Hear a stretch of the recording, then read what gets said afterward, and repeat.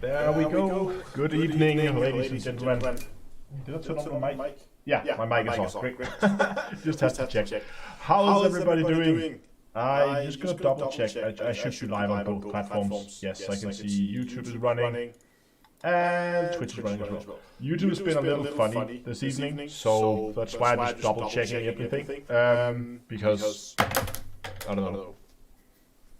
Echo, double sound.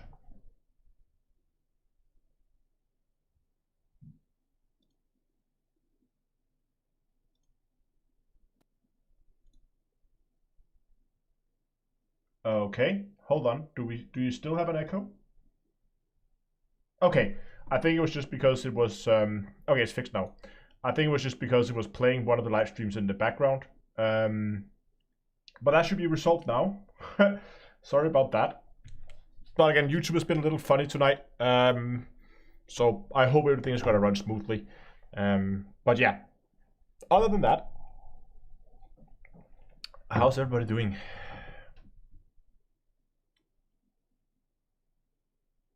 Stopped just as I checked it. Yeah, that was probably because just as I checked it, I was going in and stopping, like, so I didn't stream my own, wasn't watching my own live stream in the background because there's no reason to do that. Okay, oh yeah, that's right, Doug Laura. If people ask me about the mug, D3A mug from the store. Good evening, who do we have today? We have Bigelera, I think, over on Twitch. We have Don Peel. I hope I'm saying I'm gonna butcher all your names, so I'm very sorry. Yeah, okay, I'm not gonna try to pronounce that. BTM Man, Picard. We have Andrew Fleming, Dark Side over on YouTube. We have Neval. We have Luca. We have David, Matrix, Robert. We have Barin, I think, on Twitch as well. Wake Up, of course, Don Laura, and Robert is there again. Scroll down again if I missed someone, and Eric is over on YouTube as well, and Emin, and Chris, and Matthew also in. Good evening, everybody. I hope you're doing wonderfully. So, yes, let's just quickly talk about what we're gonna do tonight, because this is one of those streams. I've been doing these. I think this is the third or fourth of these I'm doing. I've at least done it twice before. I might have done it 4 times before, but this is one of those, like, I build your ship ideas kind of streams. So, and when I say build, I don't mean we're going to go in game. We're just gonna, like, theory craft them on Coriolis and then see what we can come up with.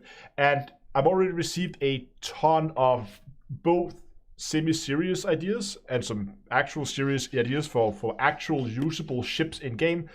And I've also received some ideas for some funny, let's call them meme builds that solves a problem nobody asked for essentially. And I've taken a combination of everything.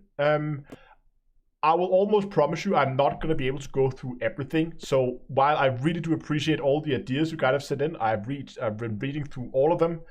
I will not be able to go through and work on all of them today. People over on Twitch asking, where do you send ship ideas? Most of the ship ideas has been sent in, but we might take the ideas from chat as we go on here during the live stream. But I want to start out with some of the builds that were sent in advance. And we're gonna talk about some of those. That's the idea. We take we already have ideas over there. Stupid overkill PvP Sidewinder. I want to start out with the build here, and I'm just gonna read you what I got here in. This was sent over by. I'm very sorry I didn't write down your name, but the idea is as follows. My build idea, still idea at this point.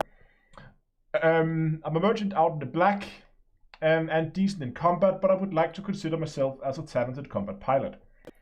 I have tried flying in open in the past and simply end up getting ganked. However, recently I've been making some friends in Elite Dangerous, and they thrive on hunting down gankers and destroying them in an effort to clean the galaxy. So here's my idea.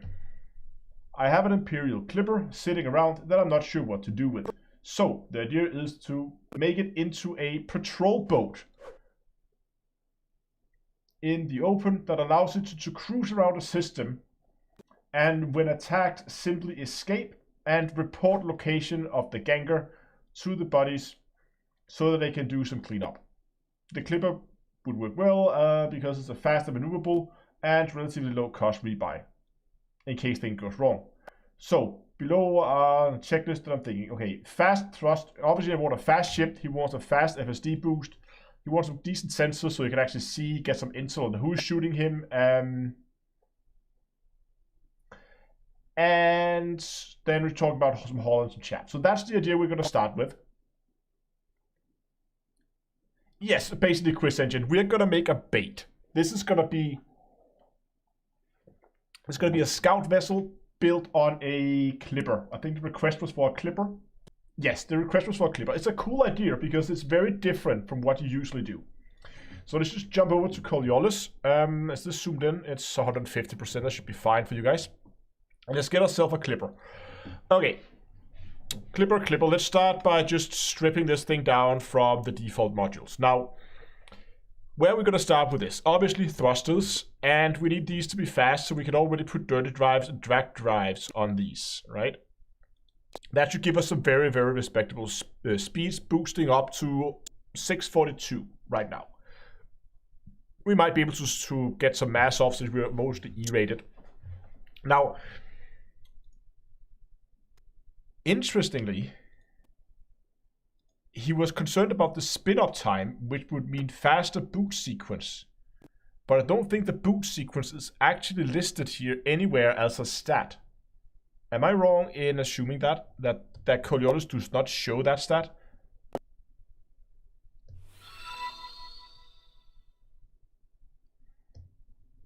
Because I don't actually think it does. No, maybe ED Shipyard actually does. I don't know.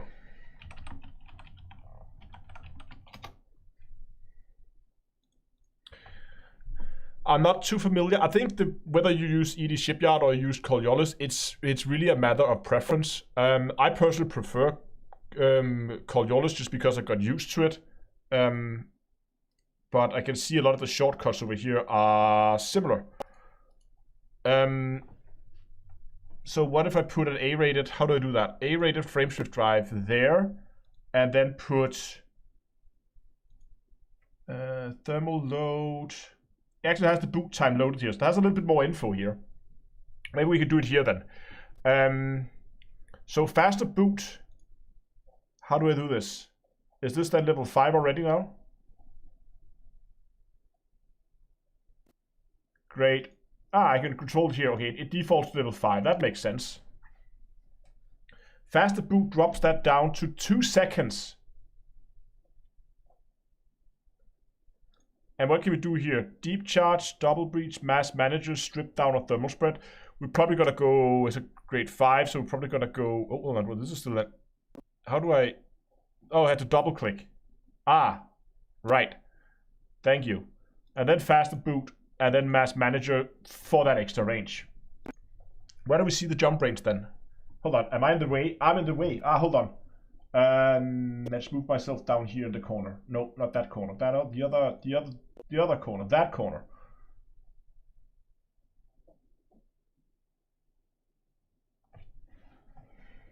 Faster boost drive is an engineering modification that can be implemented.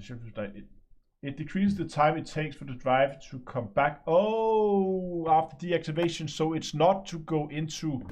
Right. Right. Of course. So the boot time here is not the time it takes the frameshift drive. Time to reboot, bring it. Yeah, to bring it back online. Right. So you're absolutely right. This is not the time it takes the frameshift drive to charge up. This is the time it takes it to actually activate. I think that thing is fixed then, so we have to go with the... No, faster boot doesn't do anything. I think it only if your module is offline, the time it takes for it to come back online again. Okay, you know what? Then I'm gonna jump back to Coriolis because I'm more familiar with it over here. But that will then mean that we need to have increased range mass manager because there's nothing else that will work. Live support. I'm considering derating it. I mean, the 7.5 minutes should be enough.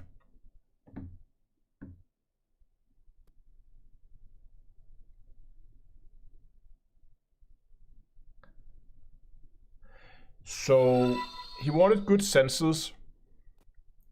I guess the jump range isn't that important, but it would be nice to be able to. No, faster boot is not equal shorter cooldown.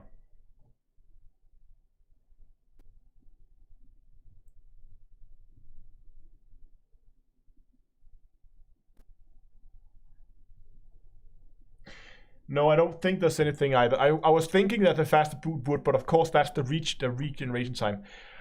Let's just quickly find that. What did he say about sensors? He did mention something about sensors in the note here. He said patrol boat. Boom, boom, boom, boom. Cruise around the system and attack. Best sensors.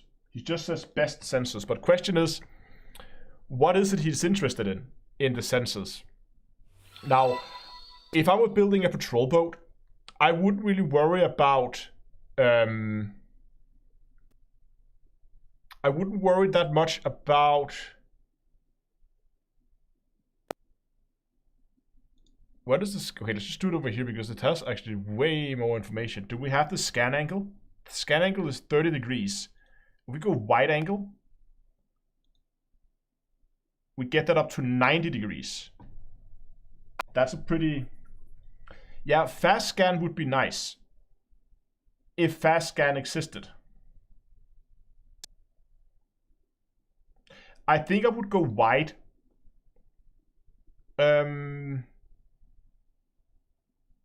Simply because I guess if you're getting... So the idea is that you are the one getting interdicted. You drop out. You want to get that scan off as quickly as possible. There is no fast scan here. So I think we're going to go wide. And there's no optionals there. Just because then you have an easier time. You don't accidentally lose people out of your scan angle as easily. Power plant, we're just going to put that A-rated. We're going to manage that later. And the same with the power distributor. We'll figure out where that's optimal later. We're not going to do too much. I want to not spend too much time on each build. So the idea is to run away, right? So what do we need? We will need some chaff, obviously. A donation just because. Thanks for the hours of enjoyable and informative info, friend. Terry, you are very welcome. Thank you so much. So obviously putting chaff on is, I guess, nice. I don't know how many pirates are running gimbaled weapons. I have a feeling the majority will be running fixed, so I don't think that this is going to be too useful, but we put it in anywhere. What is going to be useful is a point defense, and we're probably going to put 2 point defenses in here, because what I want to avoid here is people using those interdiction missiles. There are some dumbfire missiles that if they hit you, they will shut down your... oh, that might actually be a... Oh, no, you know what, guys? So, on the frameshift drive, we are going to be using faster boot sequence with Mass Manager. And we're going to do that because there are those annoying little rockets that if they hit you, they shut down your frameshift drive and you now have to reboot it. So we're going to use point defense to try and defend ourselves against those rockets. But if we get hit by one of those anyway, having a fast boot sequence on the frameshift drive mean that instead of it taking 10 seconds before you can activate your FSD again, you now only takes 2 seconds before you can activate. So that's a good point there. Okay. Other than that, I think what I want to do is I want to get some decent jump range out of the ship if we can. We are now sacrificed a lot of jump range. I can't remember where point defense is located on the Clipper, but I think you can get it out on the two nacelles, which would be pretty ideal, I think. I can't remember. No, that's weapons there. Is there some on the other side? I can't. Okay. I must admit, I can't remember the point defense position on the Clipper.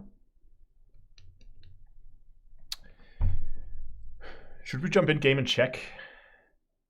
I don't know, but get it then so it gets as good as a spread. We might even put 3 in here. I don't know if we have anything else. Okay, let's just quickly move forward here. We are basically just interested in surviving for as long as possible. So, prismatics with, I don't know, okay, well, let's go for as much hit points as we can. Reinforced, high cap. Gonna see, because people can't be hitting us. People begin to hit us with like rails or PAs. Then our resistance is gonna be useless. Of course, people hitting us with lasers now, we are pretty vulnerable. Yeah, that's also a good point. We can, it's a good point there, Dark Side. A heat sink might also be very useful here. And of course, if you're gonna engineer these, we're gonna go ammo, right? I don't think there's anything else here that makes sense than go ammo. Because the whole point with the heatsink is because we are so quick, we can get some distance, and as soon as we get a distance, we just fire off a heatsink, and we should go so cold that they're gonna lose. That they're gonna lose target lock. Prismatics there. I'm thinking a A-rated shield. No, damn it. Shield generator. Oh, the prismatic one. I want a A-rated shield cell bank. Now, normally I would go with B, but I'm going with A here because we're not really. I mean, there's no chance that we are going to get more than just a few shells off here. This is going to be a very short engagement. That's the point here. So we want as much out of each shell as possible. Rapid 50% reinforcement. And this one gives us faster boot time, so we get the shells faster, but here we get a longer spin up. There's boot time, hold on. Less thermal load here with specialized, but rapid. Rapid gives us faster spin up time and more reinforcement. So we're gonna go with the rapid, and we're gonna go boss shell for even more reinforcement on it there.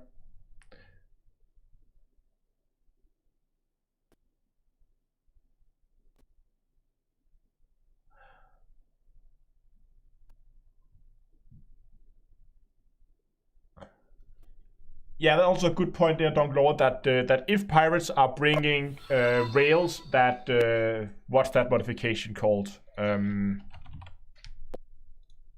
I keep forgetting. There's a special feedback cascade. That's the one.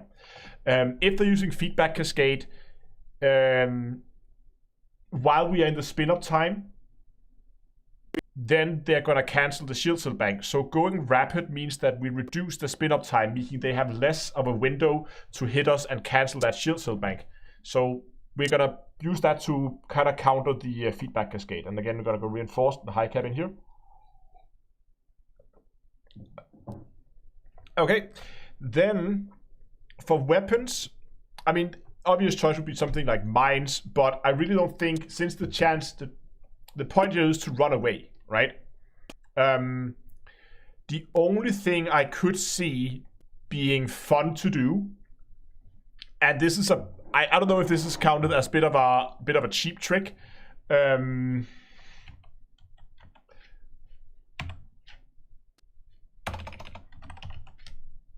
me see if I can find them. Where are they?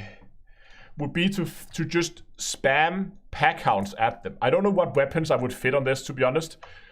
But what you could do was to just spam it with pack hounds. Because I don't know how. Okay, so you think, how are you gonna get a target lock?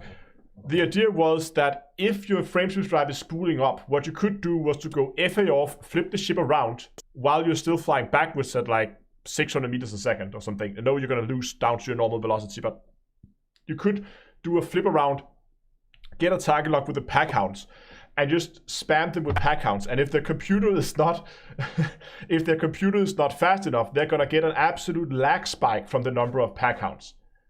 Exactly, rip frame rates. It might also rip your own frame rate, so it's kind of a double-edged sword. But if you have the horsepower to pull this off yourself,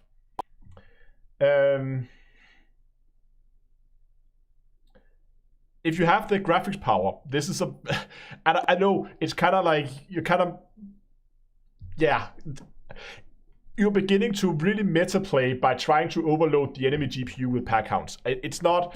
I mean, other things could be something like... And then maybe if you want to do something here, right, you would do something like... rapid fire? I guess? I mean... Piercing? No? I guess rapid fire? So you can fire them faster and reload faster, and then go something like drag munition on them. So drag munition means that you, after they get hit, I think it means that all their pips to engines are removed. Like they are still there, but they have no effect while they're under the drag munition effect. I think that's how it works. Don't quote me on that. But if we just put drag munition on this is going to slow them down, hopefully.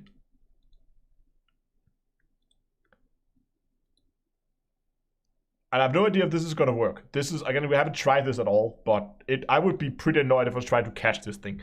Okay, we're almost done now. Live support, we're going to lightweight that. That's going to be fine. Though it just lowers its integrity, but again, we have 7 minutes. We're not going to survive 7 minutes anyway. Boom, boom, boom. What else do we need? We could begin to add armor, but I just think it's, to be honest, I just think it's going to slow us down. So what I want to do instead is say we have a power plant that we haven't done anything with. I want to put an armor on it, because if people actually manage to get our shield down and they go for the power distributor as well, yeah. If they manage to get down, power distributor is probably gonna be engine focused charge superconduit, I guess.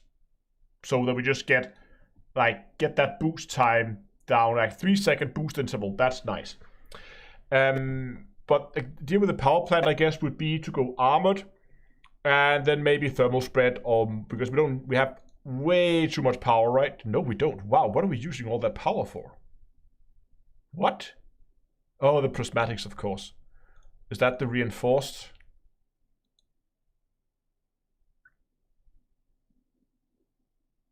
No, that's just a distributor draw. It's just, Yeah, we can still, yeah, of course, that's right. We can still heavy duty deep plate the lightweight alloy. That's basically free armor.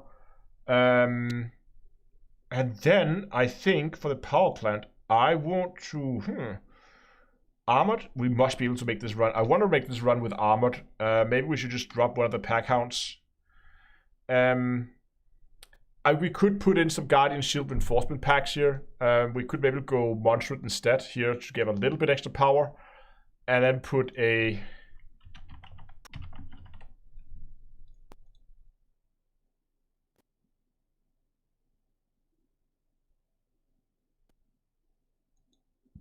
There we go, derated. How many can we put in of these? Do I have another one? No. I have to begin to turn stuff off. Like my cargo hatch, and then we're flying again.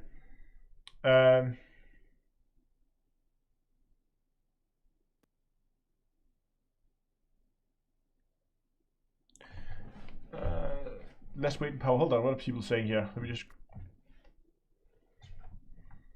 enhance low power prismatics. That's maybe a good idea. Enhanced low power high cap. Still pretty good there on shields. And now we should have a lot of power to spare. But that means we can outrun that with thermal spread. Then we probably won't. I'm not really sure about the like the modular reinforcement packs, how many we want, but let's say we put 2 in there. And then down here in the lower one, we put some hull reinforcement packs as well, just because let's get a little bit extra hull resistance. We have the power now to, like, what you want to do with the last internals, I'm really going to leave that up to the individual, what you want, what you prefer. Live support is 7.5 minutes. So, but now I think we have enough to fit that extra pack count. Yes, okay. I think something like this. Again, I want to move on to the next one so we kind of get the ball rolling. But something along these lines, I think, would be a good place to start.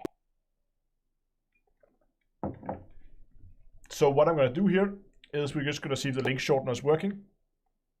There we go. And, oops, come on.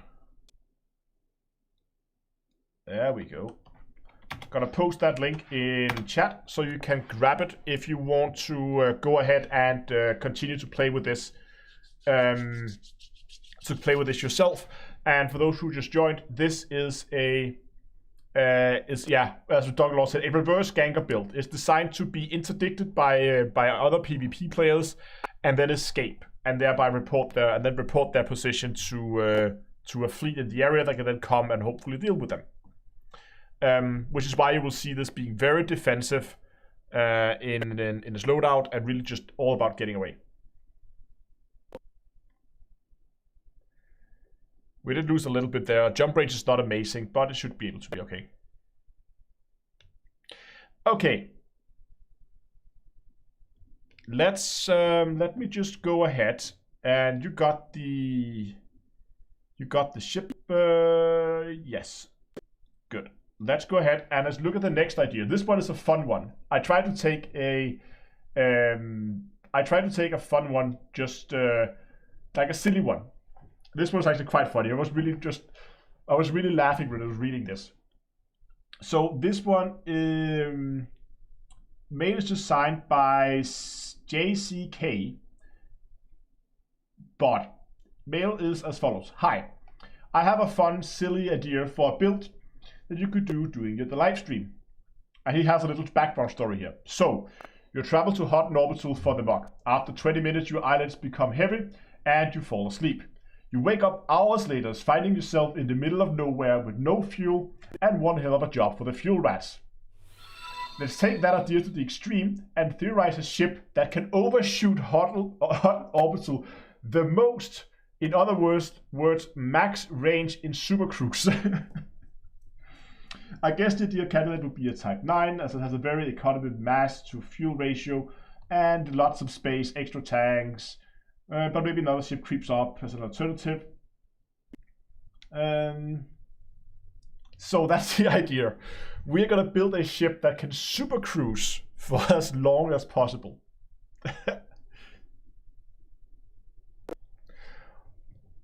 Why not just maximize speed?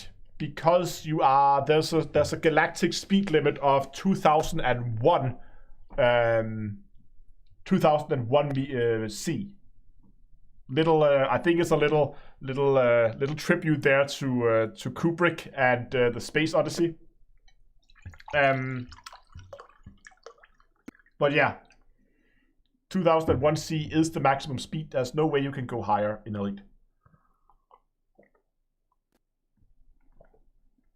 So, the first thing we need to figure out is, I don't even think, even though ED Shipyard does have more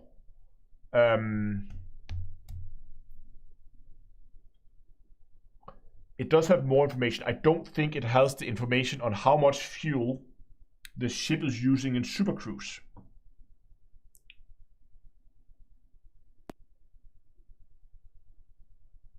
Or am I wrong?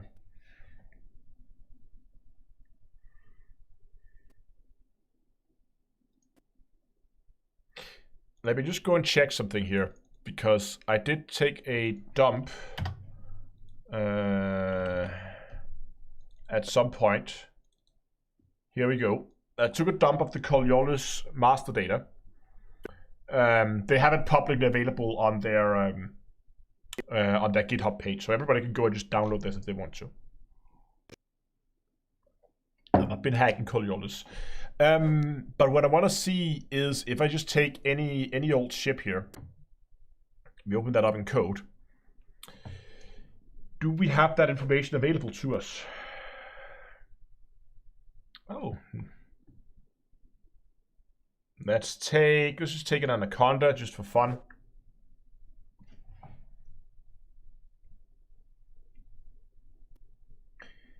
Exactly, these ships are actually I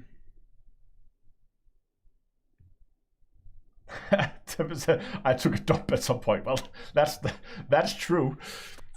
Let's see what we have.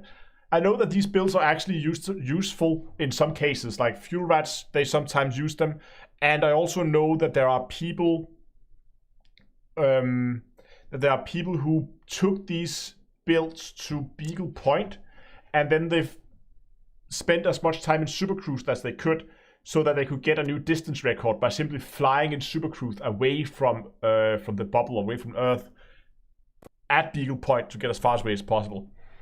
But basically, we're just going to look and see if there's anything here. We have manufacturer class, hull cost, base speed, base boost, boost energy consumption, base shield strength, base armor, heat capacity, hardness, hull mass, mass locking factor, pip speed increase, fighter hangar, pitch, roll, and yaw.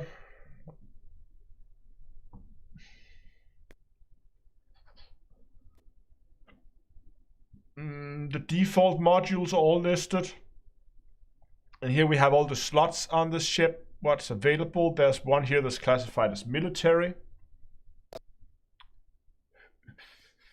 Here we have the default loadout of the, I think this is the default bulkheads. I don't know what that is then. I think this is the default modules, and these are the default core internals that are listed here. Hard points are listed here, and here. Oh, these are the internals, and these are the hard points, of course. Okay.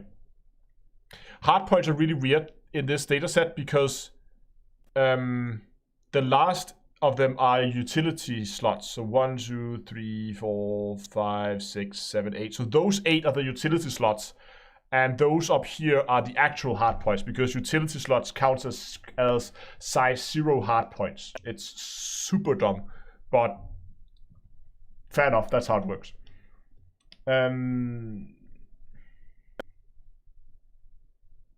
Is Supercruise not calculated? Is Supercruise fuel consumption not calculated as a function of weight? I don't know.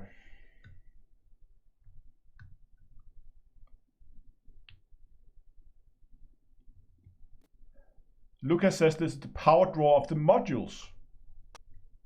Right.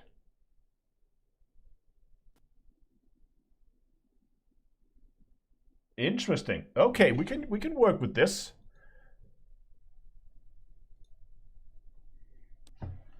So we just need to make a ship with as little power draw and as much fuel as possible. Now we're gonna try and build this on, let's take just 2 ships that kind of make sense here. Let's try the Type 9. Let's try the Cutter and the Anaconda actually also, when we're at it.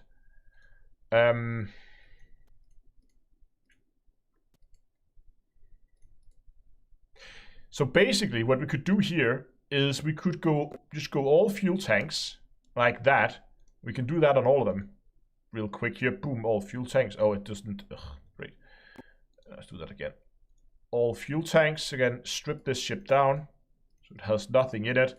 Remove the lasers and go all fuel tanks. Same with here. We're going to strip that down. There we go. Okay. Can we see the total fuel in this now? Does it calculate that?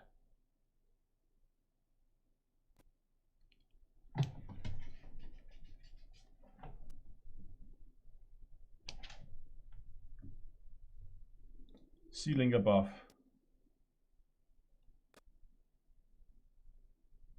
Ah. I don't know what link that was. In the middle of the top bar. Oh yeah, right there, fuel. Ha, nice. So here we can see the total fuel on the ship. Cutter having slightly more, and I guess the Type 9 has all the fuel in the world. I think the Type 9 is a good candidate, just because it carries so much fuel.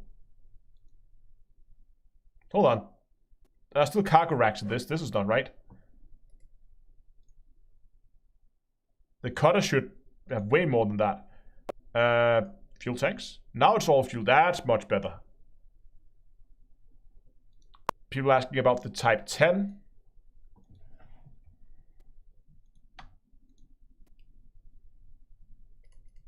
Let's strip this thing down. I don't think it's gonna carry more fuel, and it's a heavier ship as well, so I don't know. Fill it up with fuel tanks. You have 2 restrictor slots, so it's way less. I don't think the Type 10 is gonna be. Okay, so based on this, I'm gonna, unless we can get the Anaconda down to a very, very low power consumption. I mean, we're gonna. It's actually not that bad, is it? Because if the only job is to go out to get the mug. Okay. Let's add a little caveat to this. We need a cargo rack. Because the idea was to fly out to Hutton to get a mug. So we're gonna get at least a small cargo rack in here. So because you wanted to get the mug, so obviously you fitted cargo, otherwise you cannot pick up the mug. There we go.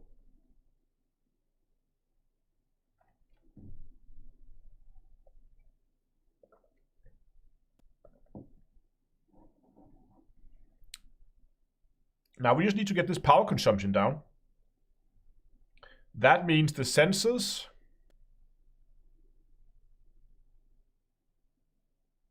I think B-rated uses the least amount of power. Nope. E-rated sensors. Are they really the least power hungry thing we can put on this? Power distributor. 1E power distributor. We're not going to be able to boost. Life support. Gotta keep that E-rated. Frameshift drive. Do we want that A-rated? Right. Oh, good point, guy. Oh, I've completely forgot that. Yes. We need to stay true to the story, of course. We are going for the mug, so we need medium-sized ships. Right. I know that in the email it was requested, but let's stay true to the story. I think that's more fun. So then we're probably looking at what? Type 6 Python. Probably a Python, I would guess. I would assume that's going to be the best in terms of total power draw, but it is going to be the Python. There's no doubt about it. Let's just strip the Python down. Fill it up with fuel tanks. Remove those ugly lasers. Well, we're stopping there. And then, of course, we're going to put in that 1 cargo rack because we are going to go for the mug. There we go. 324 tons of fuel. Now we're going to begin to strip this thing down. E-rate the sensors. Still the best. 1E power distributor. Because it uses no power at all. And this one is then engineered with... And none of this gives us power draw, does it? Oh, hold on. What? Shielded reduces his power draw? What? What?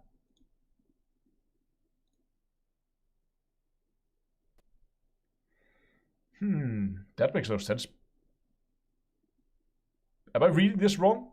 Power distributor 3-2? Shielded? Okay. How does shielded make it lose less power?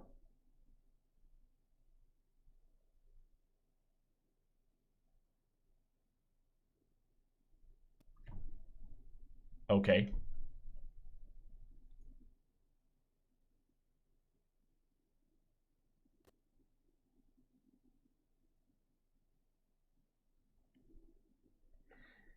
Oh well. Flow control.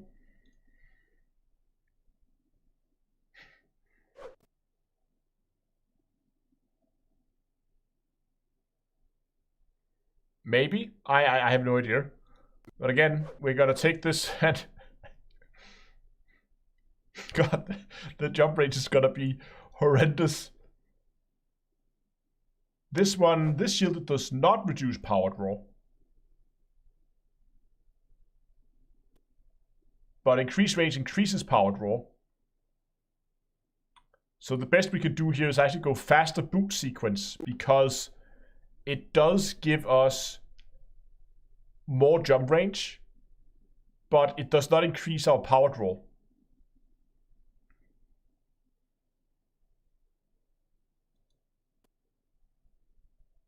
And then we have no flow control.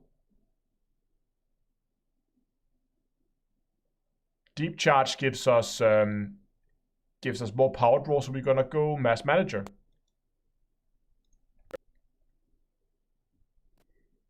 Thrusters. These thrusters cannot make it fly, but maybe, hold on, oh, this is gonna get interesting now. Maybe if we go...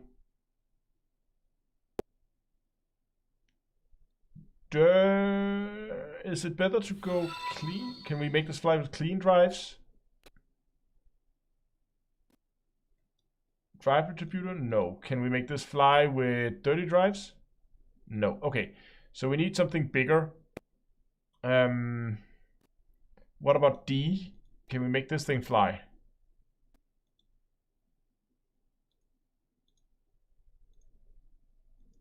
No. Can we push it over with this one then? I have no idea if this even helps. It's the optimal mass that's the problem. Hold on.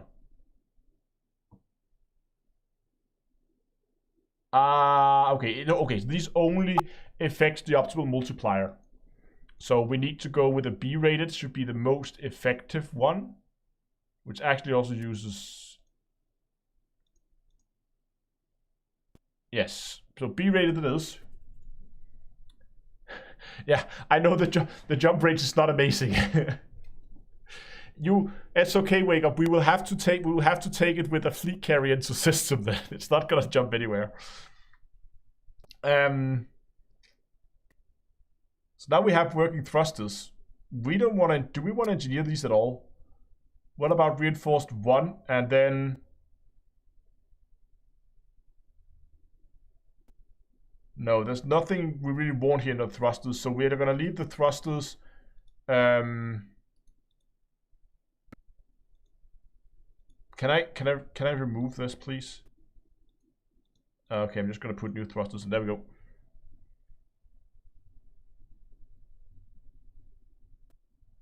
And I know you could fleet carrier into the system right next to Hutton Orbital, but never mind that.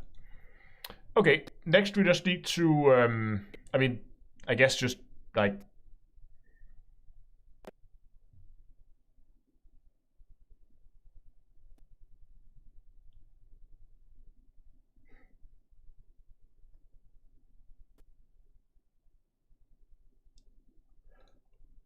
Oh yeah, fuel capacity of course needs to be turned up to max.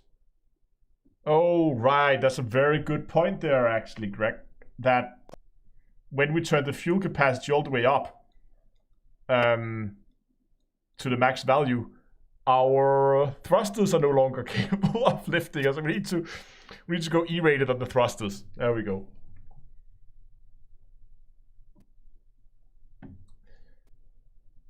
Oh, we have some people rating the chat here. This is gonna be a difficult one to explain what we're doing. I guess the power plant then. I mean, any power plant will basically fly this thing right now. 2E power plant. I guess.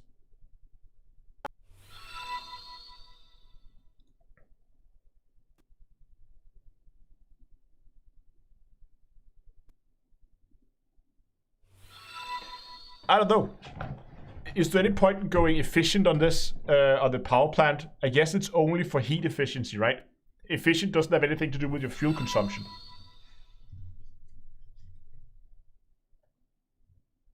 right? It is only heat efficiency. So we pretty much, I don't know. This is kind of silly, but I think if you're gonna go to Hutton and you want to pick up the mug, but you also want to be able to overshoot it as far as possible, drop the power generator. What do you mean drop it? We have to have one. Just rank 1 for experimental. So like rank 1 low emission, but why stripped down? Why do you want an experimental on it?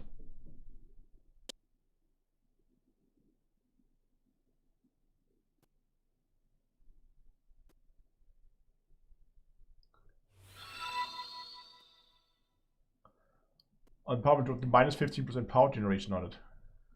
Ah.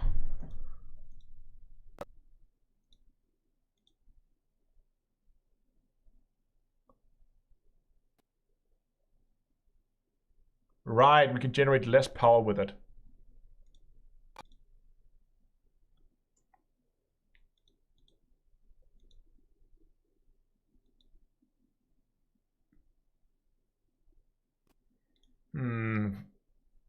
We would just want to generate just enough power.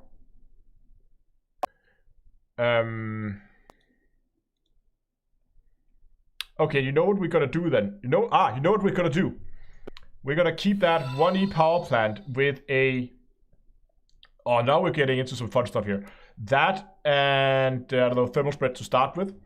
Then we're gonna turn off our sensors. We're gonna turn off our life support. We're gonna turn off our power distributor and our cargo hatch. And then we're gonna live off synthesizing. So we probably want to take that life support. Yeah, we're gonna A-rate the life support, but then we're gonna turn it off because that gives us 25 minutes of oxygen. Oh no, we have to fall asleep. Oh, we can't do that. We have to have the life support online. Yeah. So let's go back to the E-rate and then keep the life support. We can turn off the sensors, the power distributor, the cargo hatch. And can we turn off the thrusters while we are in super cruise? I mean, as long as the FSD is online, we're not using the thrusters, are we?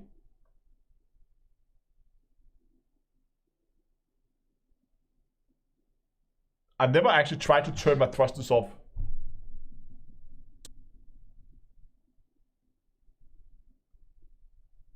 You get out for super cruise. Okay. Thrusters are required.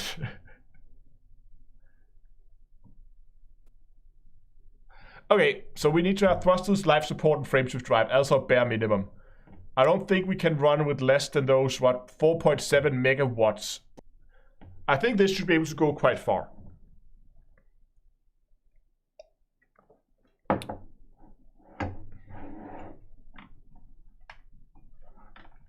Okay, so we do drop from super cruise if we turn off the thrusters. Fair enough. I want to see how long this is gonna take. It's not that much engineering either. I mean, there's a grade 5 emission here on this one, on thermal spread.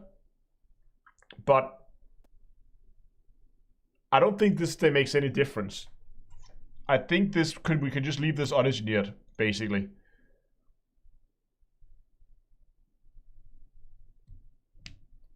And then we have the frameshift drive, which does need a faster boot sequence to lower its power draw.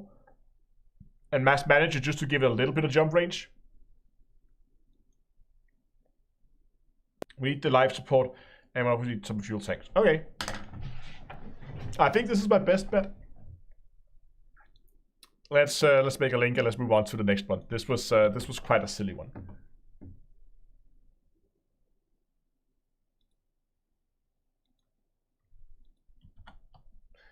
Is this the right one? Yes. Okay. Building is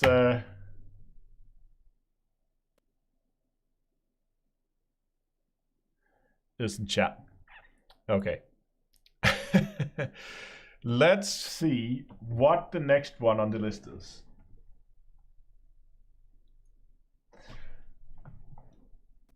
Okay. This one is a little bit more of a serious one. It's a tall order. It's a really tall order. This is going to be an actual difficult one to build, where we actually have to really think about what we're doing. So, this comes from Davlon on Discord, and he says, "Hi Astro, I have an idea for an exploration medium mining ship build. So, medium mining ship. Basically, a ship that can mine a reasonable 45 to 50 million credits, jump over 40 light years fully laden, defend against pirates, and boost over 500 meters a second to escape if necessary. A good fuel scoop. A ship that can just a ship you can just pick up and travel to different interesting places and just mine for a bit, then jump easily to sell at a good location, and he'd manage the Python build at fully laden with 48. So he has a suggestion here for Python. Let's just check that out, see what he came up with. That's a long list. Okay. So this is the build that he came up with so far. Out here he has some point defense, some heat sinks, I guess to give him a little bit. To give him a little bit of defense there. There's some empty slots here, that's weird. Heavy duty deep plate, yes. Power plant is overcharged with no experimental. Let's put a thermal spread in there just for good measures. Thrusters, dirty drive, drag drives, perfect.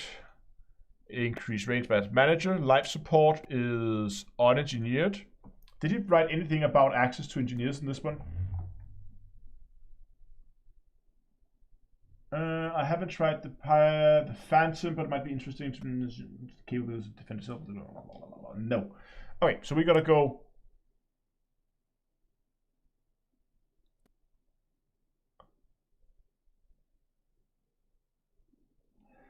Let's just for good measures then lightweight the life support as well.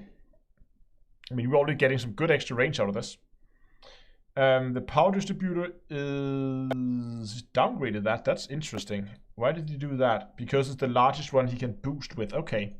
So he still won't be able to boost over 500 meters a second. So obviously that's why he's gone with this one. Also to save mass. Charge enhanced conduit, giving him a boost interval of 6 seconds up here. Sensors should be lightweighted. Yes, they are. Let's see what he got here. He got 64 tons of cargo, a class 6 C fuel scoop. Why? Why C? Why not A?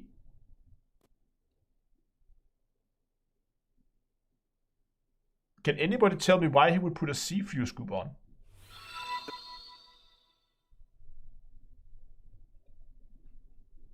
It's slower? Yes. Exactly.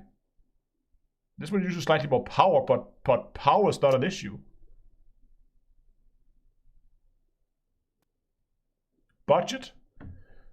Yeah, I don't think he wrote anything in the message regarding budgets, but that could be it because those fuel scoops are expensive. Okay, he didn't write anything about budget, so we're just gonna go like spend all the money. A D-rated shield generator, I guess this is again to get some shields, but you still want to strip down. Fair enough.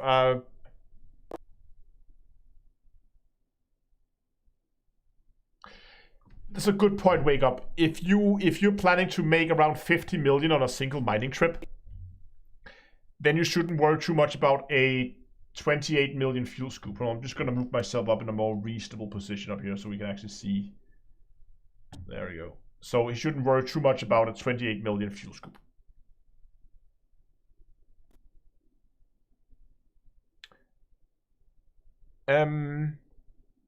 A single. So what he's doing? What kind of mining? He both has subsurface and he has lasers on. I would probably remove the subsurface missile unless you really like it. In this day and age, subsurfaces are, well, they happen, but they're rare. I think he's better off. Now, I'm not going to argue with his choice of weapons. That if you like, lightweight. Okay, lightweighted the, never seen that. Lightweighted that, no experimental effect. Let's just, for good measures, put on a super penetrator to lower the thermal resistance, also thermal use on it.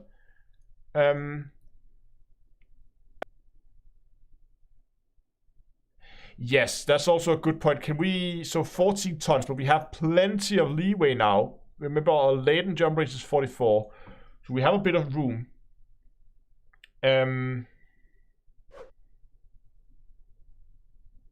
They are heavier. What did he put on this one? He put reinforced and stripped down. So if I put a C-rated on here, and I also do the same, let's just mirror what he did, and then strip down. We did lose about a light year of jump range, but yeah, but they weigh the same, but he was running 6Ds. We were running 6Ds, which is 16 tons, whereas these are 14 tons. Yeah, there's also a good point there, Tom, that if he plans a substance mine, he would need a pulse wave scanner.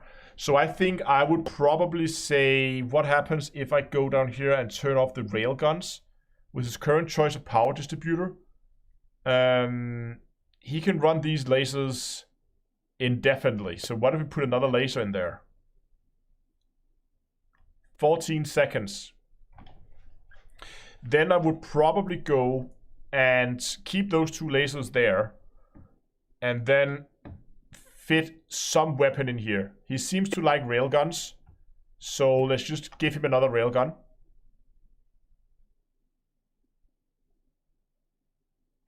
The 3 lasers would be more fun to mine, and I don't know, I mean, if it's just NPC pirates, remove the railgun, but well, he said he wanted weapons, right? He wanted to be able to defend himself against pirates. He's chosen railguns, so we're gonna stick to that.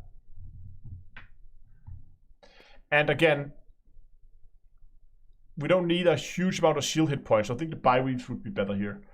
You know what? Maybe we should actually. You know what? What if we put that extra laser in there? Let's just try to turn those railguns off there. And then see what did he put in here. He put charge enhanced super conduit. How much would we lose in jump range if we just went up? Where's we at in jump range now? So our latent is 43, and the requirements were over 40. So we have 3 light years that we can. I just want to get just one upgrade here. Just it costs a lot. It costs us again another light year. Charge the hands just go to the same as he chose us before.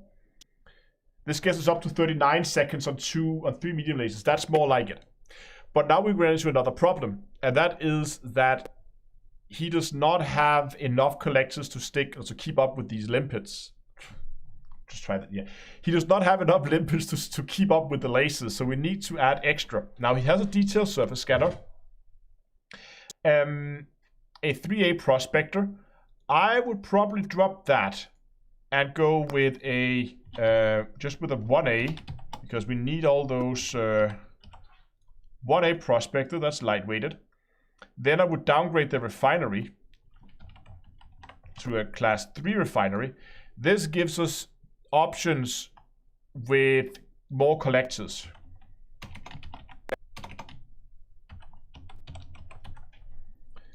So we could put 2 extra collectors in there and we can lightweight these as well. Are we still? We are still on target. In terms of jump range, still way over the 40, so that's nice. Spook speed is still fine. Need to put these back on. And now for the big power saver. Look how much power headroom he has on the ship. Anything we can turn off when we can see we can turn the frameshift drive off. Again, if he's afraid of pirates, you want to be able to. Yeah, okay, so the good rule of thumb is for a small laser, you need 1 to 2 collectors, and for medium laser, you need 2 to 3. So he needs between 6 and 9. Yeah, it means 6 and 9 active limpets. Right now, he has 7.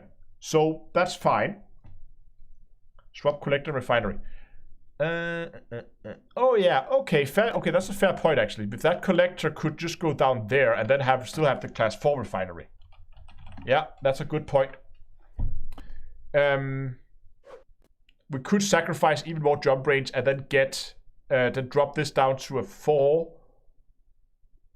Yeah, so what we could do was to say go with a 3 refinery, then take the class 4 and use that for the frameshift booster, and then get another collector.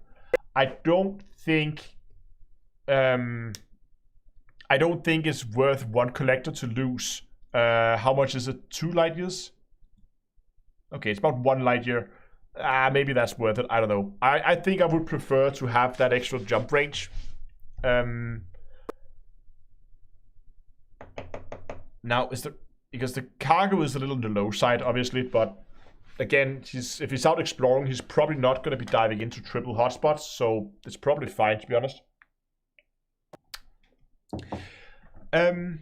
Again, the choice of weapons here, gonna leave that up to where we like. Don't know with 2 large utilities. There's not a lot we need in there. We could put some shield boosters in there, but I think what I would rather do is to actually downgrade that power plant. So we could get some extra jump range out of that, because we have a lot of headroom here. I get he wants an A-rated.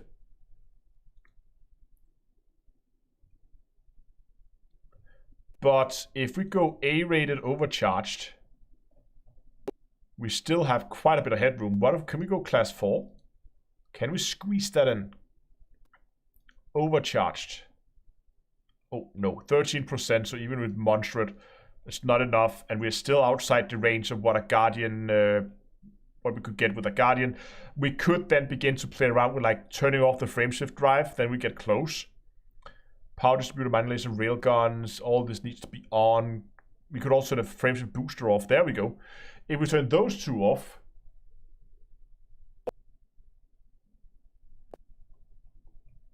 yeah, but I don't think heat is going to be a big issue for the ship, to be honest. If we can now go and we can probably put thermal spread on instead.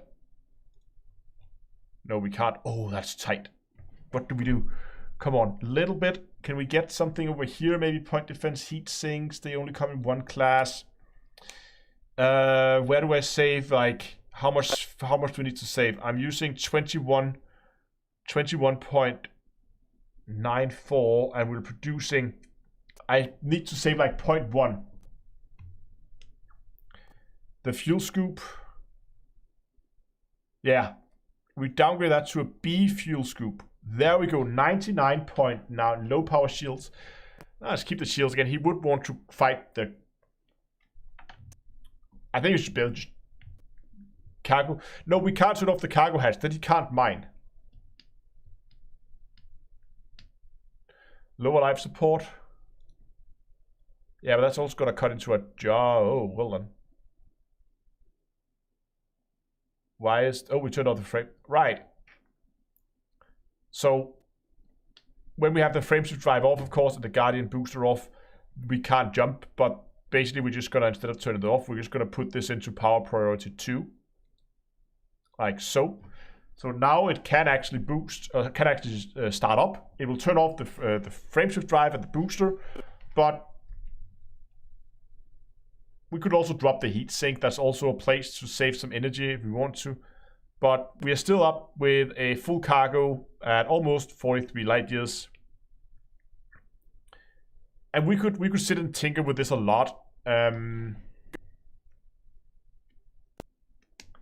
we need A-rated collectors? Yeah, we could argue for going B. But B-rated collectors? A-rated collect. Right, yeah, because of the extra. We don't need the range, so A-rated is fine. I think.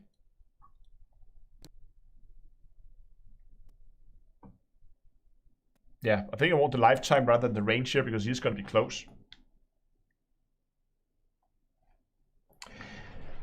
So something like this, I think, would be. I mean, you could play around with the utilities. Do you need the point defense? Do you need the Hinks? He's put this on beforehand, so we're just going to leave that there as an example. Or so. Oh, hold on. Why does this not work anymore? What do we change?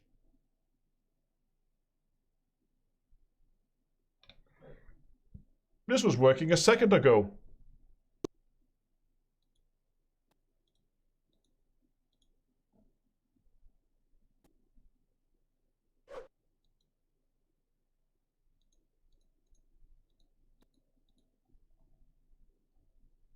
What?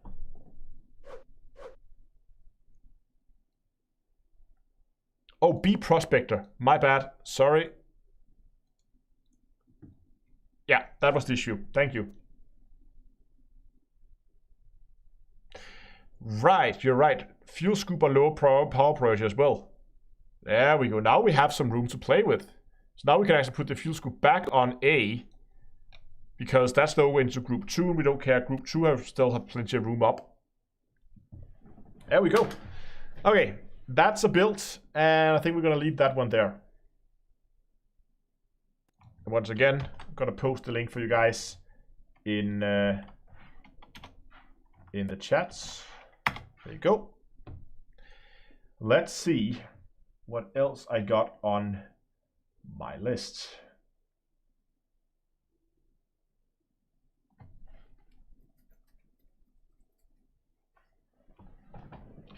Okay, okay, so this one is a little different than what we've been doing so far. He says, hello D2A, I wanted to suggest a build idea for the upcoming livestream. I wanted to build a Type 10 Defender for PvE piracy. So that means probably gonna be pirating NPC miners. But there's a caveat.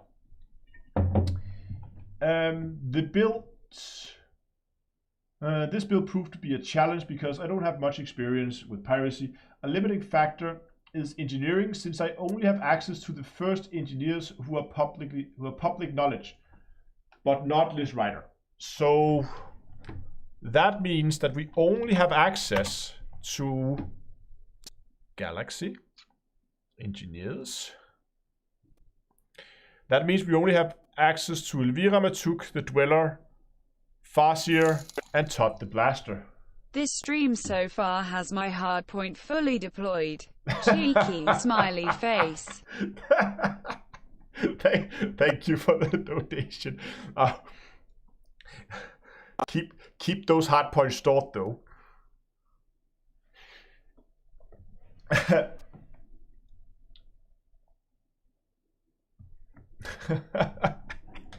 Okay, well that threw me off a bit. So we have access to Elvira Matuk, the Dweller, Farseer, and Todd the Blaster. That's it. You can do more engineering if you want to, but then I'll have to unlock the other engineers, so we are not. We're going to stick to what we have from those 3 engineers. And Anaconda is probably a better suited for this task, but I'm determined to put this on the Type 10. I'm determined to put the Type 10 to good use. Coriolis linked from what he has so far, so he has already built something that we can use as a base and then kind of work out from there. That's a lot of stuff here to go through. Okay.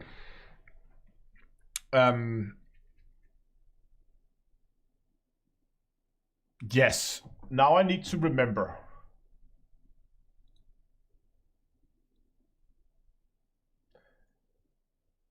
Yes, he does say that Liz is also in first rank, but he did mention here in the email, he said, I only have access to the first engineers who are public knowledge, but not list writer. I don't know if I forgot to read that, but he said in the email that he does not have access to list writer.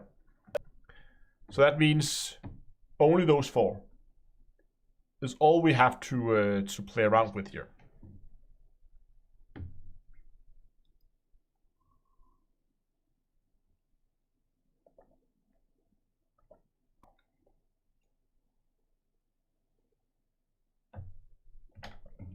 Yeah, that's okay. So here's one of the problems we have to deal with. The extremely poor hardpoint placement on the Type 10 Defender. This thing is spread out so wide, but you can also see many gimbals and Seeker missiles. So and a gimbal multi-cannons. So it looks like he has thought about that. Why not pack hound those missiles? I would guess, since he only have access to the first level engineers, I would guess he does not have access to pack hounds yet.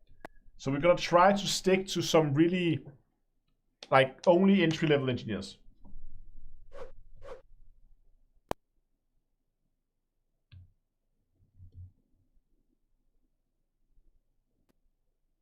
Is the audio popping?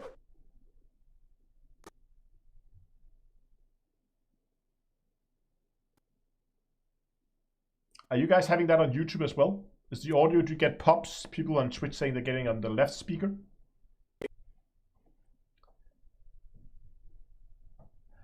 Time to depletion with those beams.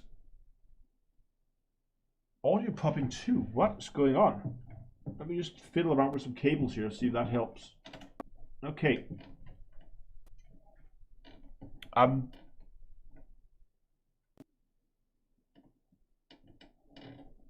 Okay. I'm just seeing if I have a loose connection somewhere. But that's annoying. Okay, I'll investigate that. It might be a broken, sound like a broken cable somewhere. Sorry about that. Nothing I can do about it right now. Which is actually weird because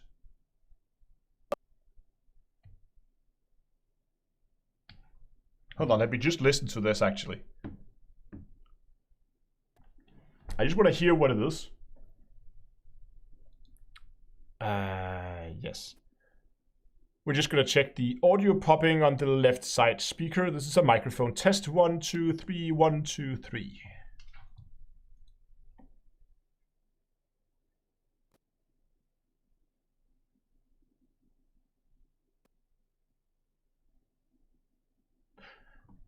So I couldn't hear anything. Okay, didn't hear it during the test. Of course not. Okay, we're just gonna. I think I'm just gonna keep this this thing running, and if you hear pop again, then let me know, because then we're gonna try to go in and and listen to the audio recording here as it's running. Just gonna keep that pop now. Okay, we got a pop there. Let's listen back on this.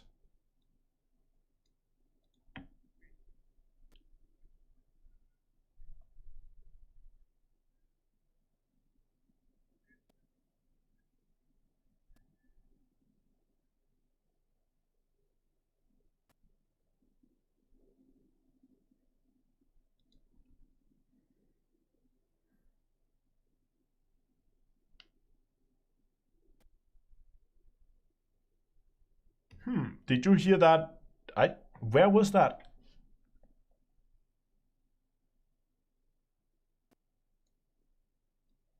I'm not hearing the popping. Never does it when I'm quiet. Hold on. I'm just gonna try to. Okay, just try to adjust my compressor setting.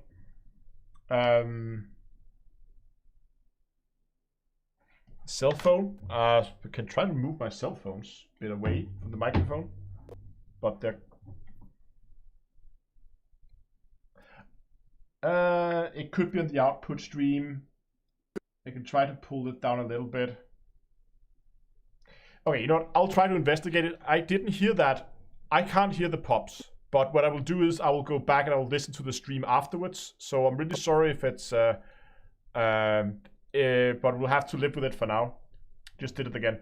Okay, I tried to pull my voice down a little bit in the stream software so it wasn't maxed out. I tried to adjust my compressor, that didn't work. I can try, I don't know what else to do. Pop. Okay. Okay, we're just gonna continue, and I will try to get this thing sorted out. I'm gonna try to do some audio recordings after the stream and then figure out what's going on, figure out where in the chain that pop happens.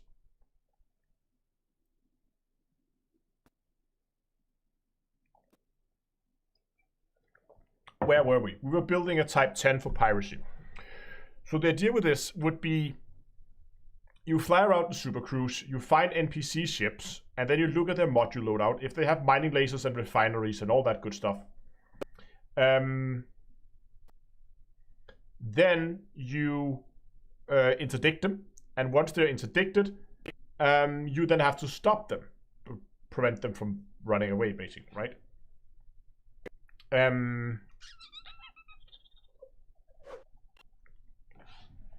Just gonna check. 1 second here, guys. Actually, you know what? Before I do this, I'm just going to mute because I'm being too...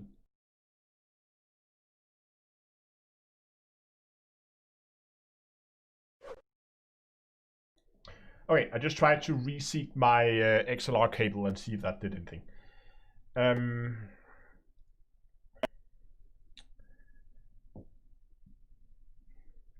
No, but oh, how is it?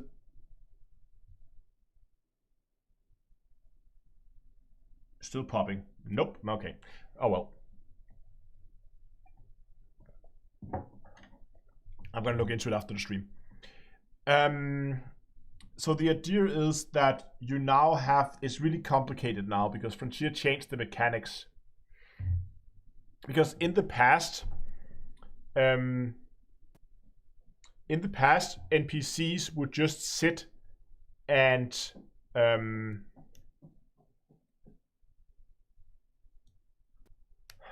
in the past, NPCs would just sit and shoot at you constantly.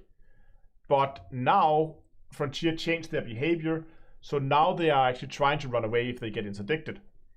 This means what you have to do is you need to kill their engines.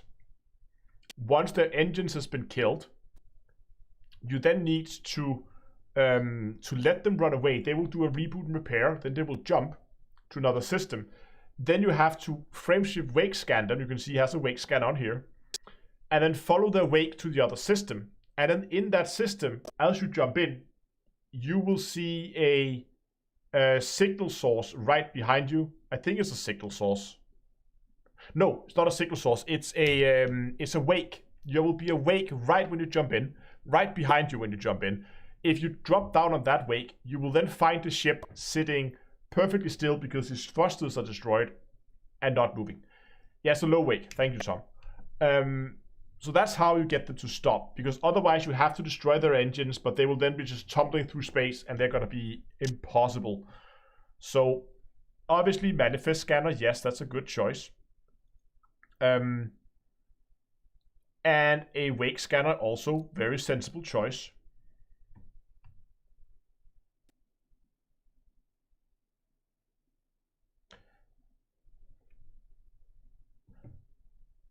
And it has point defense and lots of point defense, which I find odd. I don't think I would put that much point defense on. I mean, but is that afraid of explosive damage? Yeah, it's 50% explosive resistance. Not that much shield. So to start by getting rid of some of that point defense. Let's just leave 2 there for him to have a little bit if he wants that. Cargo-wise, 300, that should be plenty. A 7A shield generator. Yes.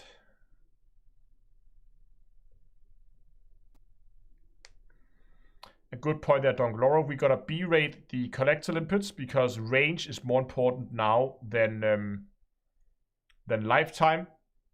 Same with the hatch breaker. It should also be more range, right? No, 324. No, range is longer there on A-rated. Okay.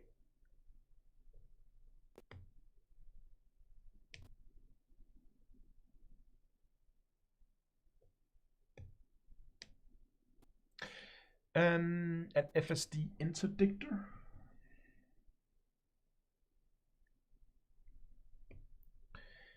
(2A) might be fine. I like to go long range on it so you can scan longer, but again, we don't know if we have access to that. We're gonna look into what we have. We have later. We have a hull reinforcement, more hull reinforcement, and then another collector limpet down there. I would really like to get some more hit points out of those shields because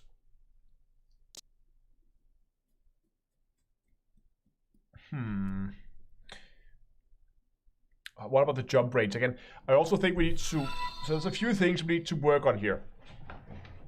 I want to see if we can't get some more jump range out of the ship, because if we are going to do the follow the ship to the neighboring system, we could actually end up in situations where they would end up... I don't know if they would jump more than 18 light years, but it seems a little on the short side for me. So I want to see if we can't do something about that. Hopefully we can just free up a class 5 slot somewhere, and then that will solve it for us.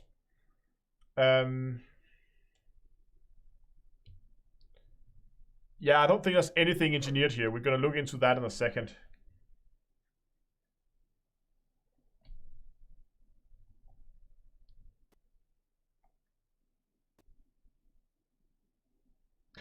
Yeah, see Daniel, oh right, you have the Guardian modules. We probably haven't, no, you're right. So we need to figure that out. But yeah, the easiest way would be, we have access to both Elvira Matuk and Farseer, so the easiest would of course be to go and engineer that with class 5 and mass manager there. Okay, 20, that's a little bit better. That's 25, 20, 30 unladen, I can live with that. Yeah, he probably doesn't have Guardians, that's a good point, I forgot that. D-rated the life support, fine.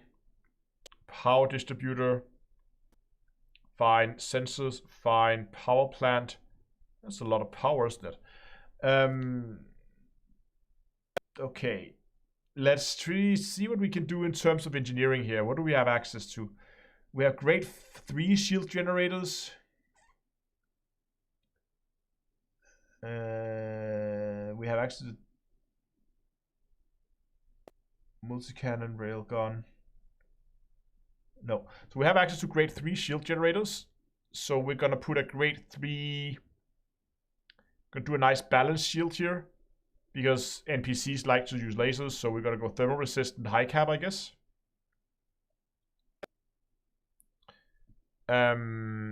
Just to increase those, try to level out that a little bit. What else do we have? We have access to grade 2 thrusters. Any better thrusters anywhere? We have access to grade 3 thrusters, as well as grade 3 sensors. So that means we can put a grade 3 here, lightweight on the sensors. And for the thrusters, we can do grade 3 dirty drive drag drives.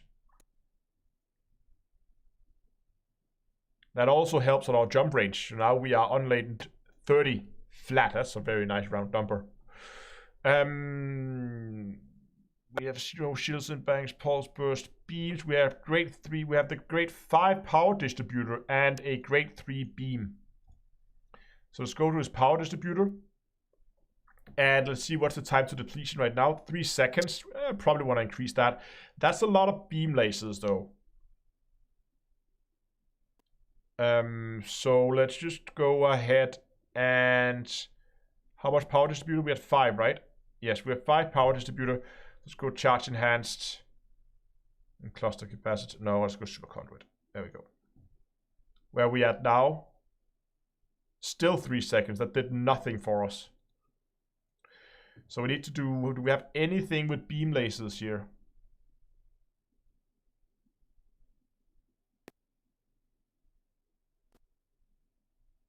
Alright, we have grade 3 beams. Right there. Let's try to put an efficient 3 on there.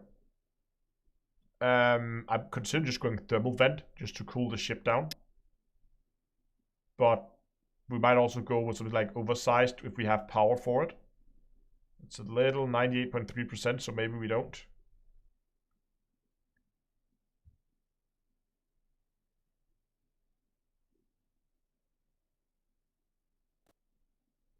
I don't know. I'm not sure beams are the right way to go either, but let's just try to put grade 3X on here with no experimentals. And that is some missile racks, 3 missile racks. Do we have any access to any kind of multi-cannons? I think Todd the Blaster does grade 5 multis. Yes, we do. So for these, we can put efficient on them as well if we want to. 6 seconds now, but these are not really consuming any power at all. So I'll probably go...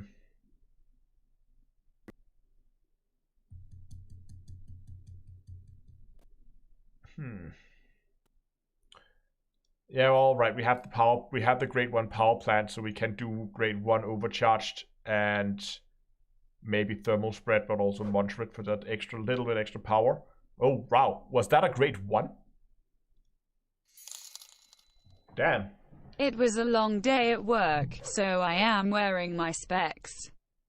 Have you optimized the tic-tac for Terra X? No, not yet. It's on the list, but I don't know if we will get to it. But it's on the list. But thanks for the donation, by the way, Kirshner. But that's a lot of power for just a grade 1.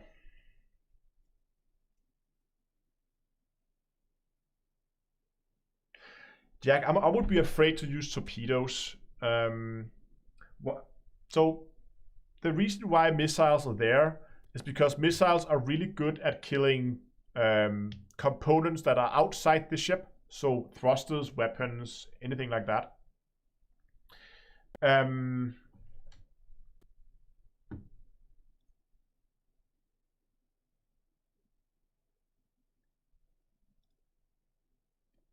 So the idea is, of course, we need to kill the thrusters. So that's why. But why the multi-cannons? Because we don't want to. Normally you would put like corrosive on these, but we don't actually want to. We want the hull to stay intact. We don't want to destroy the ship. We just need to take. We need some beam lasers or some lasers of some sort to take down the shield. And once the shields are down, we need to destroy his thrusters. Once his thrusters are dead, then we can allow him to jump after a reboot and repair session, and then we can follow it. So the idea is with the missiles is to do damage to his thrusters without actually destroying the ship.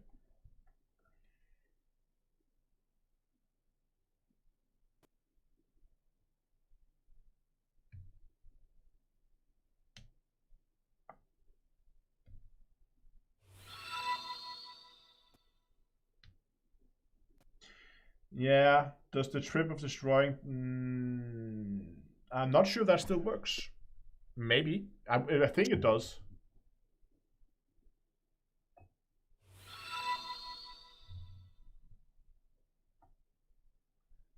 Do we have any kind of missiles we can engineer here? Multi-cannons. Seeker missiles. We have... No, we don't have this rider. Right.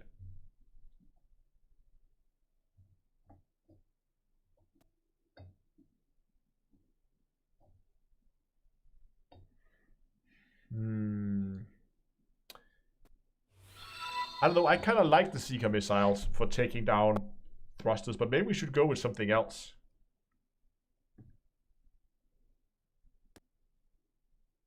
Long-range cannons could be a good idea, yeah. But I think, okay, regardless of all the missiles, let's just try to take out these bottom weapons here. Time to depletion is still 7 seconds. So that means this... Yeah, but railguns are the type 10. Some of the hardpoints are enclosed, but which one? I can't remember. We have to remember the hardpoint placement here on the type 10 is horrible.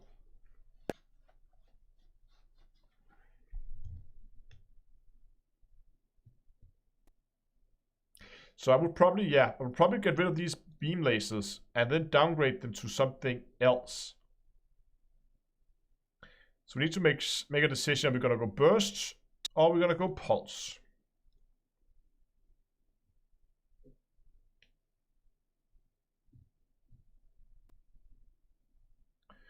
Oh, okay. Someone shared the hardpoint placement. Give me a second here.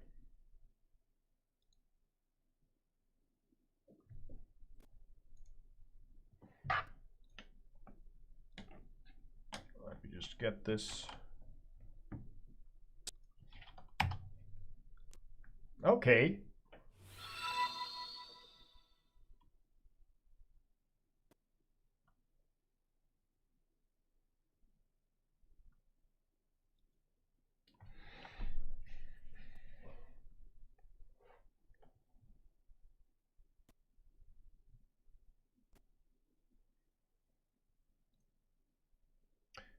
So where are the hard points on this?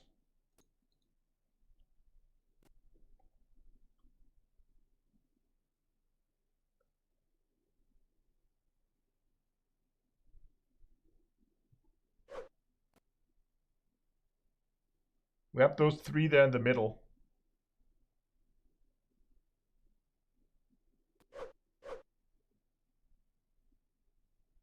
Too small. Are those the one next to the canopy?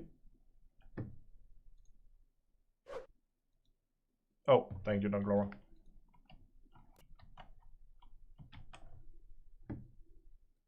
Instead of just a screenshot, let's just get right into it. Let's go with a type 10.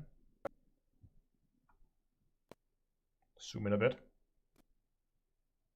Ah, neat. So that means that's the medium. And all the large hard points out here on the side. We have a medium, 2 mediums out there, and the smalls. Okay, so the small and the medium and 1 medium can be used as fixed if we really wanted to. But the rest are so far out that we need to be gimbaled. Basically, all the large has to be gimbal. That's a really cool sight. I like that.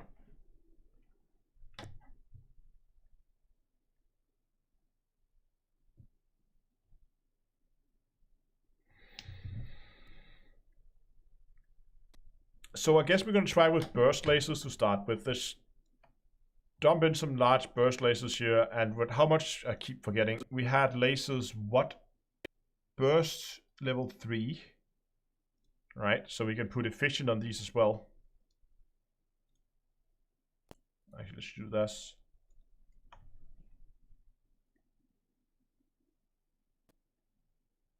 Yeah, but we don't want multis. We want something that's good at killing modules. So I think we're just going to use these as beams. This can run forever at our current power distributor setup. No, but we don't have to run it unengineered. We do have access to the... Where was that? Yeah, we have the power distributor from the Dweller at grade 5. So we have that engineered. Yeah, right now it's unlimited. That's nice.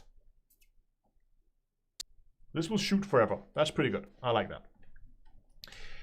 But then we need something like we could go... So what we could do was we could actually go rails if we wanted to. Right? We could go with rails, and we don't have access to engineering these rails, do we? We actually have. Oh, we have Todd the Blaster who does railguns. Perfect. So we could go with short range. I mean, long range maybe. I don't know. Sturdy for piercing. We don't want to pierce. We don't want to...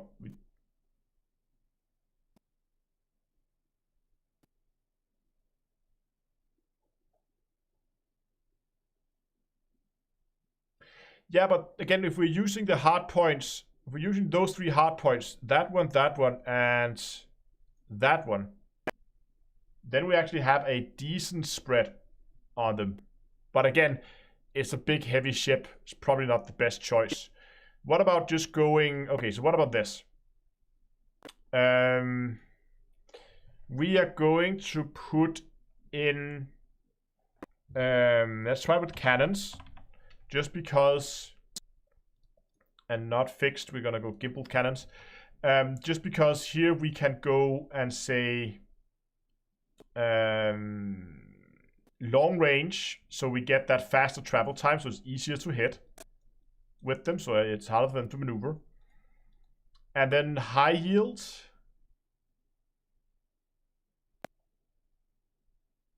For more module damage.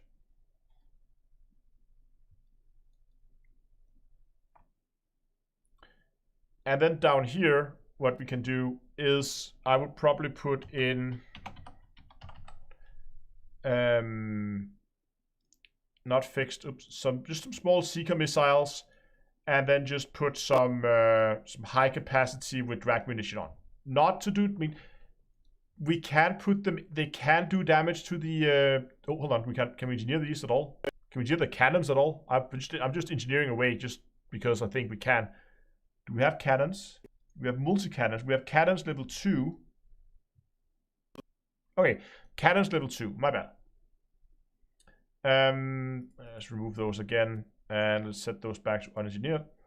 So the cannons are gonna be long range level 2 with high yield. Put that on there. Oops.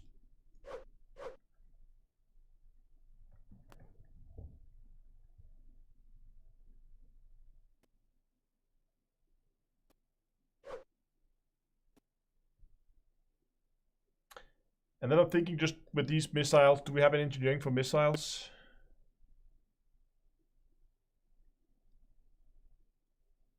Hold on, did I put anything on the frame to drive interdictor? No, I didn't. Let's go long range 1. Just gotta go through everything else here in a second. We don't have anything for missiles.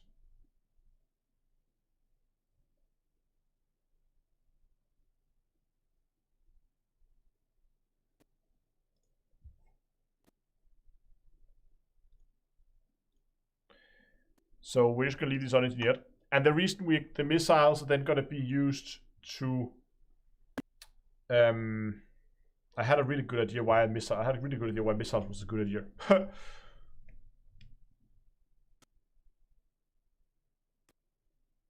They can do damage, yes, to the engines. There was another reason why. Hold on, where did Twitch chat go? My Twitch chat disappeared. Twitch! Oh, there are Twitches. There we go. I don't know why Twitch disappeared for a second. Okay. Oh yeah, right. So my initial idea with the missiles was to go with the drag munition, but because we do not have access to missile engineering, we of course can't do that. Yes. I think this is about as far as I'm gonna get with this build right now. We're just gonna quickly check if there's anything else we can engineer here, because we have a lot of stuff here. Detailed surface scanners, sensors, and thrusters have been engineered, right? Yes. Shield boosters, we have none of that. How much power do we have left? Plenty of power. I'm just going to use that for some shield boosters, because I think it's a little on the low side in terms of hit points. There we go. And we can engineer those shield boosters to grade 1. So we're just gonna put just gonna get as much hit points. Just a grade 1 with super capacitor on it, I think. Just for hit points. So we're just gonna copy that around like that. And that actually gives us a little bit more hit points. Yeah, I think the missiles would just be extra damage for the, I don't know. I think this is something along those lines that we're going to end up with in terms of build. Very limited, but it should be able to do it. Now, if you are enjoying the stream, I am at least, then I would recommend that you go down and hit the like button. It really helps the stream out a lot. To get those good metrics in the YouTube algorithm. Cannons don't pierce as well. Cannon's amazing at piercing. Look at that, 50 piercing on a medium cannon. They're pretty good at piercing. The problems with cannons are they're too good. They go straight through the armor and do very little armor damage.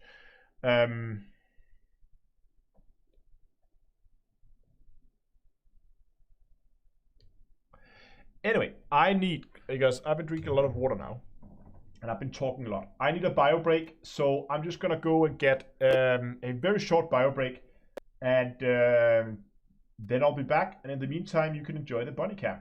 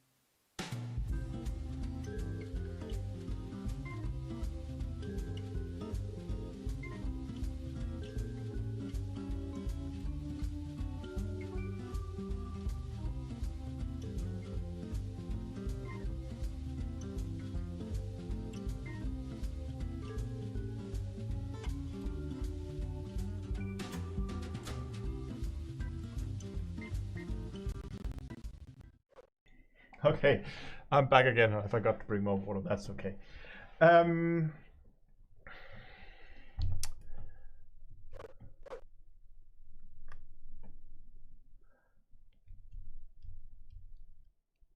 Okay, what else? What else? Okay, where do we get? What's that? So,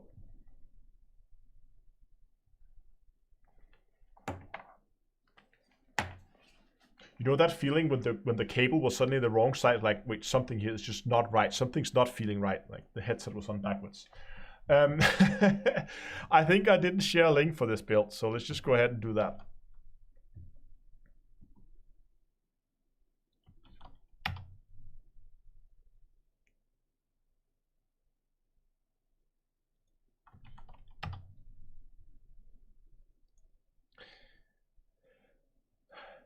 Okay, I think this could work and probably do some damage there. But and this type of collecting diamonds has been made very difficult by the changes to their behavior. With 4 builds so far. What's the purpose of the ship? Is to steal to steal diamonds from NPC ships. Okay, let me see.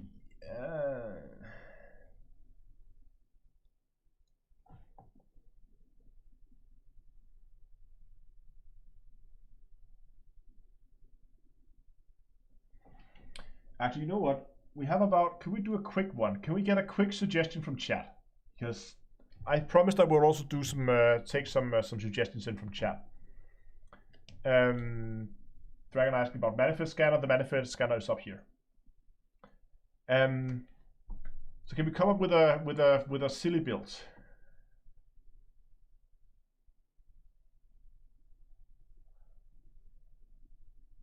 Speed racer build in a courier.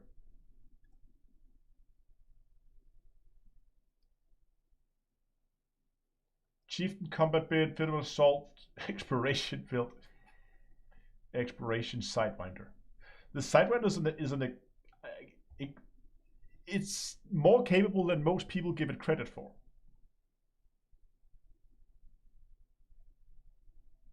Okay, Lord, I feel like doing a quick T9 racer. Okay, I like that one. I feel like doing a very quick Sidewinder exploration build. Shouldn't take long. And then we're gonna look into some of the. There's been a lot of requests for racing builds. So we're gonna do a Sidewinder. We can do. If I could even find the Sidewinders right there. Okay, very quick Sidewinder build. We're gonna strip this thing down. We're gonna take the frameshift drive. We're gonna bump that up there. And then we're gonna go increase range, deep charge because we are lower than grade 5. Space cow dragster, the cow dragster, yes. What do we need? We need. We probably can't. Oh, we can get a planetary vehicle hangar in. We probably want that on an exploration ship, right? We also want. We're gonna drop the sensors, and we're gonna lightweight the sensors. We're gonna do something with the power distributor, just derate that as well, and then go engine focused, I guess. Engine focused, superconduit, life support, lightweight life support, like so. Good with the frameshift drive. The thrusters, I don't know. We're gonna see. I'm gonna put A-rated in to start with, and then we're gonna come back to those. And do the same with the power plant, and come back to those after when we see what kind of jump range we get out of this. We're gonna need a surface scanner where we won't expand the probes on. I'm probably gonna leave these empty here. I'm maybe gonna fit in a heat sink if I can actually manage to run the heat, plenty of heat. What about a fuel scoop? Of course, is probably important as well. So a 2-way fuel scoop and a shield. Let's just put a. Okay. Only A-rated shield generators. Apparently. A1 can do that, so we're just gonna go for hit points. So we're gonna go like that, and we're gonna go high cap for crashing into stuff. Performance thrusters, are they heavy? They're pretty heavy, aren't they? Oh, they're the same as A. Well, we're gonna go performance enhanced thrusters then with dirty drive drag drives. Boom, look at that speed. Look at that speed of the Sidewinder. 745 meters a second. Boom, that thing will go. It does 500 without boosting. I love performance enhanced thrusters. They are amazing. We're looking for power. Pretty tight on power.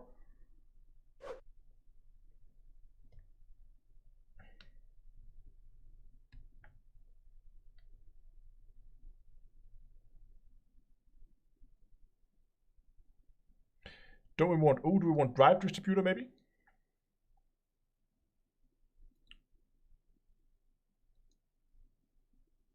No, I don't think. Dirty drive, I think. Or drag drive. Drag drive give us more speed.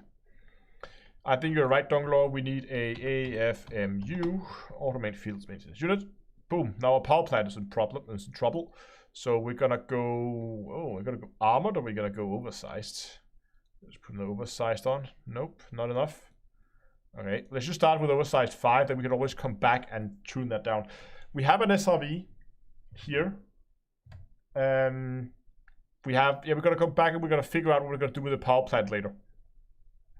We have an SRV, a fuel scoop, a shield generator. We have a scanner, detailed surface scanner. We have a heat sink. We have a spare slot.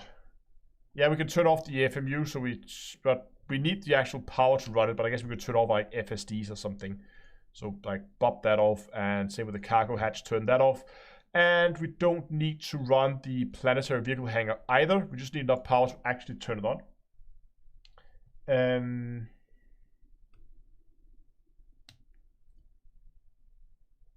Yeah, exactly. SRV hangar, cargo, and that off.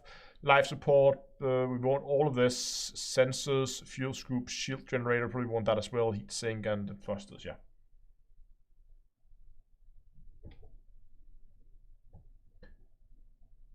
What is the Sidewinder going to be? A bit of a nightmare. What do we want in the last one? Any suggestions?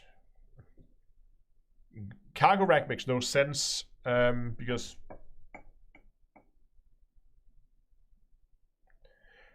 Nick, no, we're not gonna actually build them. We could. I don't know. Does cargo make sense?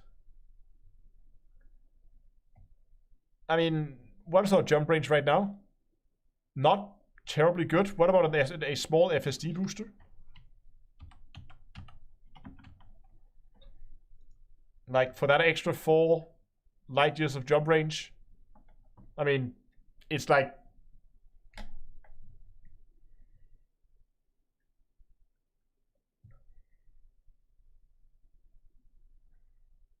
yeah, one problem actually is that because we can only fit a class 1 fuel tank on the Sidewinder, we can't do 2 jumps. We can't do 2 full range jumps in this before we're running out. So maybe it would be better to fit a fuel tank. I think you guys might actually be right that a 1C fuel tank would probably be better. Yes, it's going to slow us down even more. I could barely do 2, yeah. I think a fuel tank is the right choice here because it lowers your chances of getting stuck on a string of neutron stars. Okay, now we just need to tweak that power plant a bit. Potentially we can save a little bit of mass there as well. Yeah, but the problem here is there's no lower than 2, but we don't want to go away from the A-rated, so we can actually go with low enhanced to lower our heat actually, because we have extra thingies here, right? So how low can we go? Limbo, how low can you go? How low can you go?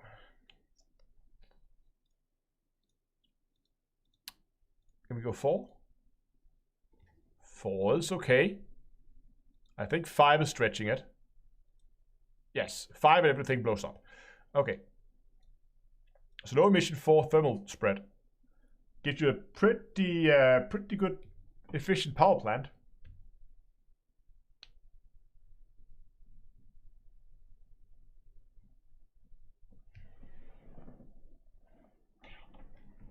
Yeah, that's maybe a good idea. Actually go strip down for a slight increase in range.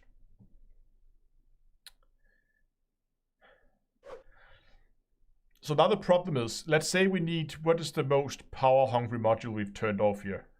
That would be the AFMU. So now we need to turn the AFMU on to repair. What do? We drop out of Super Cruise.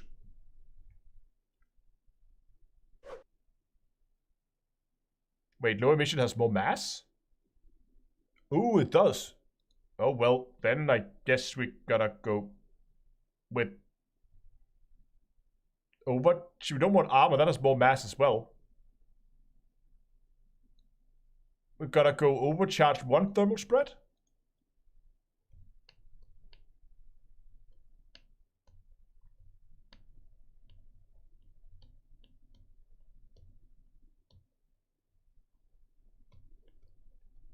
Oh yeah, right. Right, strip down. We're doing strip down here. Okay. Now, I still want to figure out how we're gonna... Oh, we can actually turn this stuff on now. Well, not the cargo hatch, but anything else. But we have everything turned on now. Okay. That would be my exploration Sidewinder. Links will be in chat. I think we have enough time to just quickly do a racing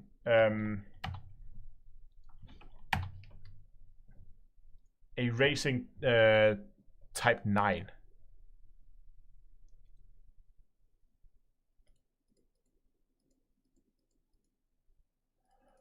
Okay, so for racing ships, we're gonna need this graph here, right? Wait, what thrusters are those?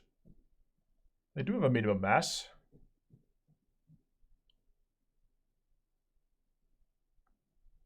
But our whole mass is already over them. We need better thrusters.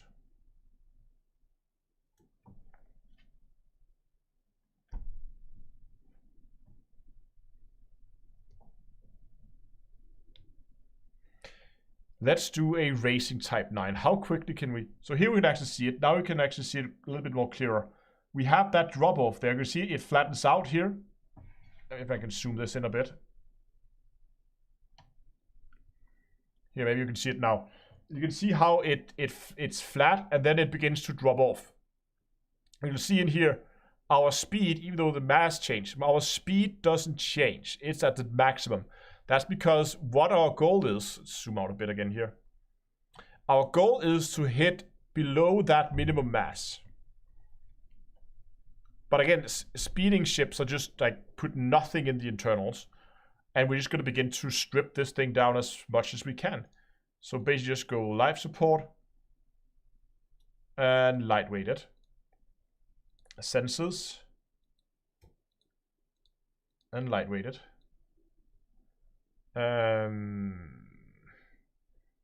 So the target is 1080 and our total mass with fuel right now is 1116. So we need to lose a bit of fuel. We want to be able to have a relatively low boost interval. So I think if we go 6D with engine focus and super that 5-second boost interval. A 5-second boost interval should be plenty to keep us basically constant boosting. And it saves a bit of mass. Where we at now in total mass, we need to lose another 12 tons. That should be relatively easy. We probably want to upgrade, to be honest, the frameshift drive. I know it's a racing ship, but we want to be able to move. So let's just go increase mass manager here. We have so much leeway here in terms of power, right? We have a lot of room with the power here. So let's just go derate the power plant and we should drop. Oh, look at that. Fully laden now, 180. Perfect. Now we just need to put something on the power plant that doesn't increase its mass. So that would just be, we have enough power, right? So just overcharge 1. And strip down doesn't do anything. You can see our speed here. Putting a strip down on here does nothing because we've already hit that minimum mass. So we might as well go thermal spread. Now there's a few more things that I might want to put on here. So we might want to save a bit more mass if we can. Because I think maybe if you want a constant boost, I don't know how the heat is on the Type 9, but maybe a heat sink, and that is of course gonna put us just above. So we need to drop something here. Maybe go with a 5A power plant for better efficiency, and then go with the same thing here with thermal spread. We can actually we can drop this power plant way down. We can potentially just go with a 2A. I think a 2A overcharged thermal spread can fly this thing. Yeah, it can. We could go with a smaller fuel tank, but again, we are now fully laden. That means with a full fuel tank, we are below the minimum mass of the thrusters. So we don't gain. You see, I can put this down to a 3C, and it does nothing to my speed. I think that's as much as you're gonna. What? Okay, can we? No, we can't. That's as much you're gonna get out of a Type 9, I think.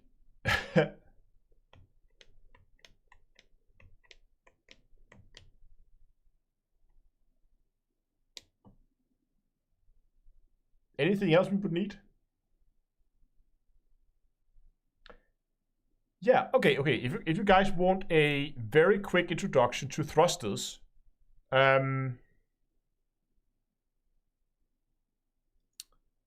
actually, you know what? I have a video.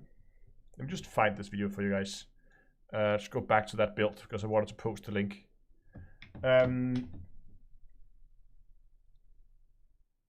I have a video you can watch, but you go, okay, very quick introduction to thrusters. If you have a can we open this up and get the stats for this? No, we can't. Okay, so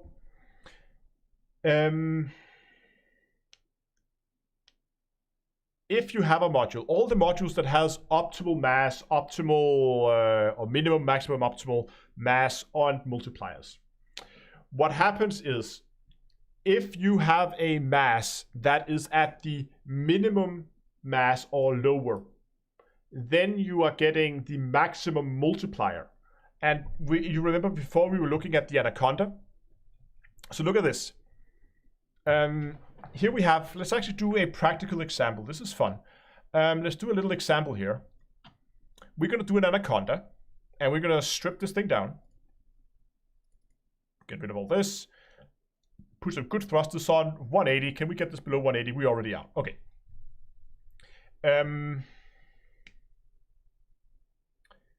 But we don't have that information. Okay, so we need to go and look up a few things here. I'm just going to go in here. I'm just going to quickly go into modules, and we're going to go into standard modules, and we're going to go into the thruster JSON file here. Let's open that up with code. Okay. We are looking for the class 7A.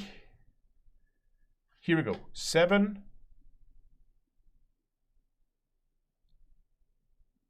Is it 7A? Optimal mass, optimal multiplier. Yes, this should be 7A. No, this is 7E. There we go. Here we go.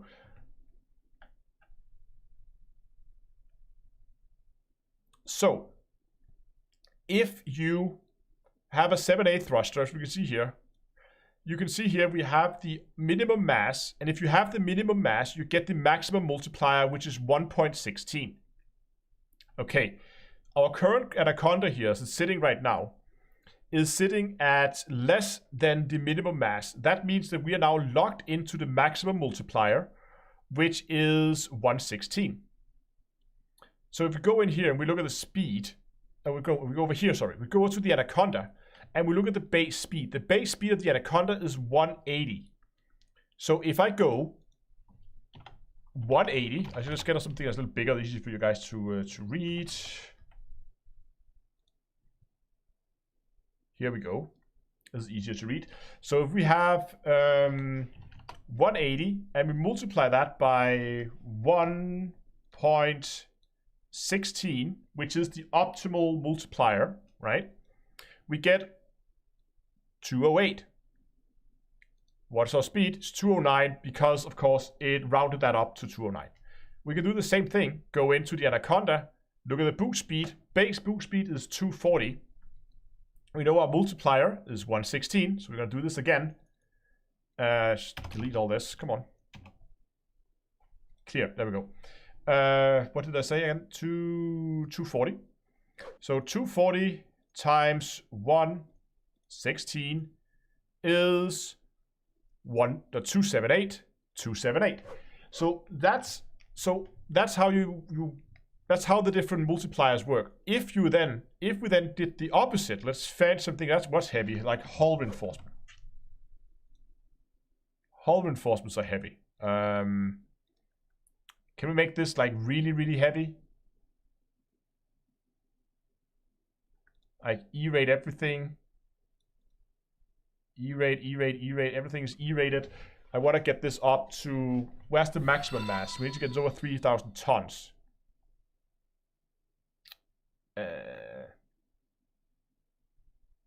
How do we get, yeah, prismatics are heavy.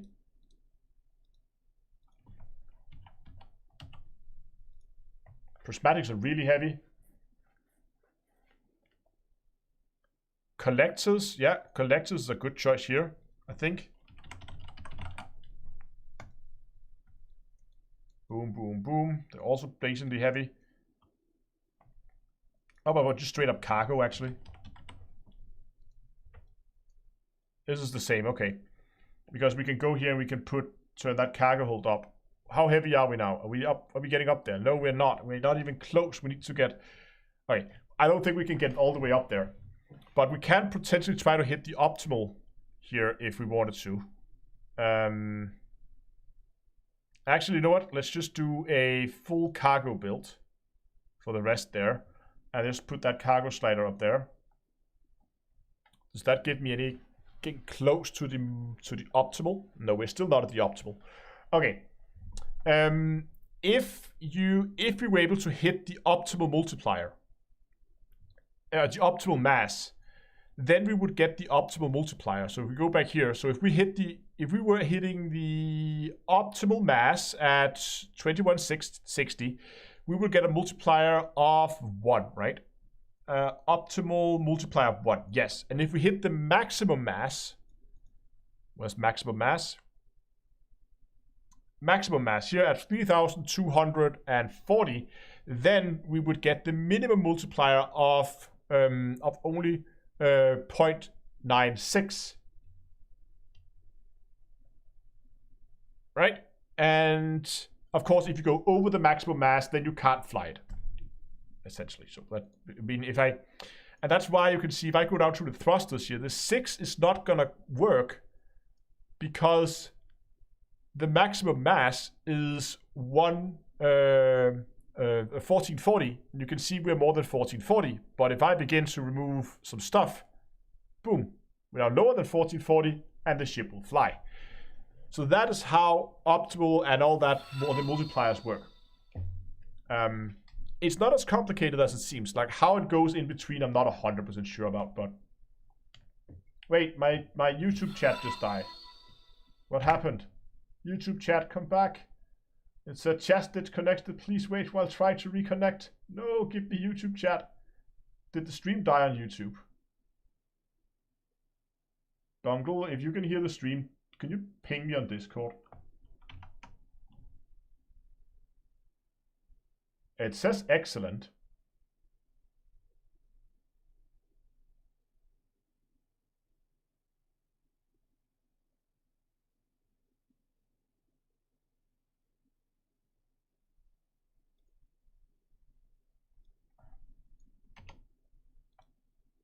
Yep, chat works here. Okay.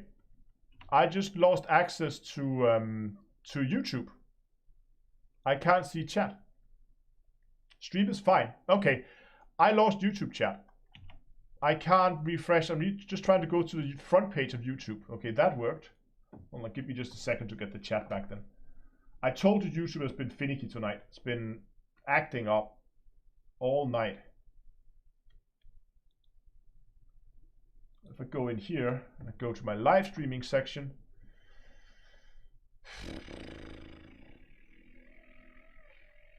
come on.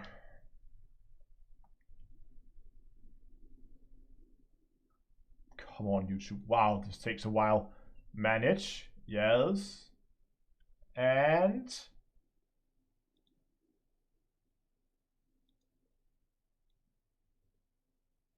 I think chat is back.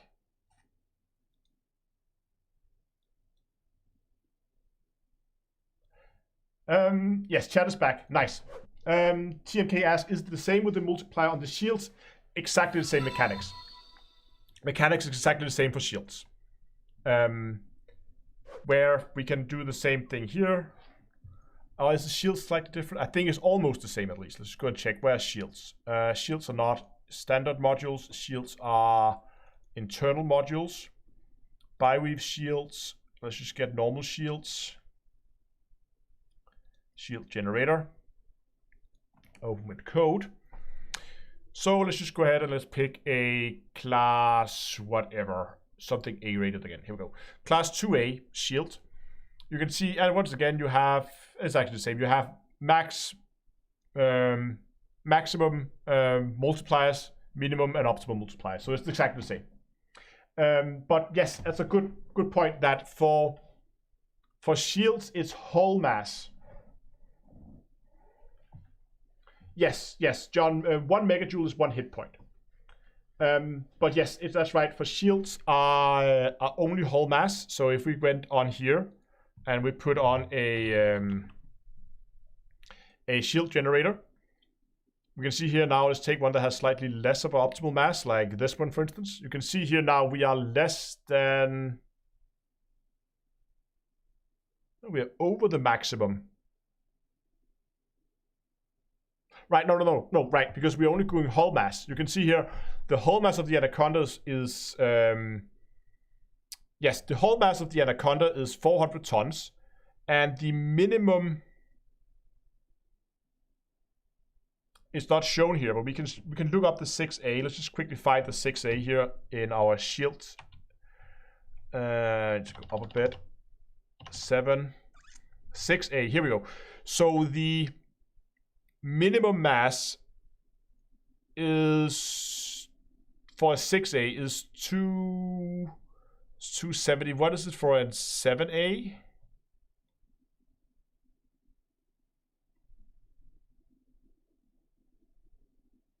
Yes, okay, let's take a 7A because it's easier to do the calculations because I don't know how exactly it moves in between the different ones. So we're going to take a 7A, and then we can look here and we can see that the minimum mass, here we go, minimum mass is 530. And because this is working on whole mass and not on total mass as thrusters do, if I recall this correctly at least, then that means that even though we should still, even though we have the minimum mass, we should get the maximum multiplier of 1.7 now. Anaconda has a base shield.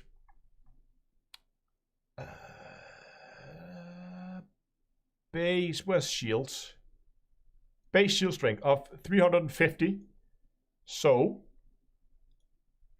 350 times 1.7 should be 595.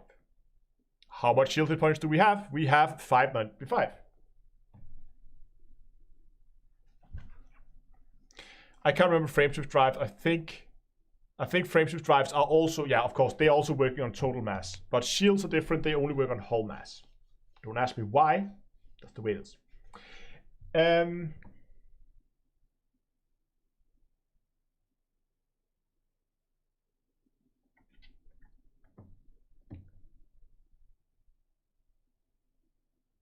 So I think that was a very quick.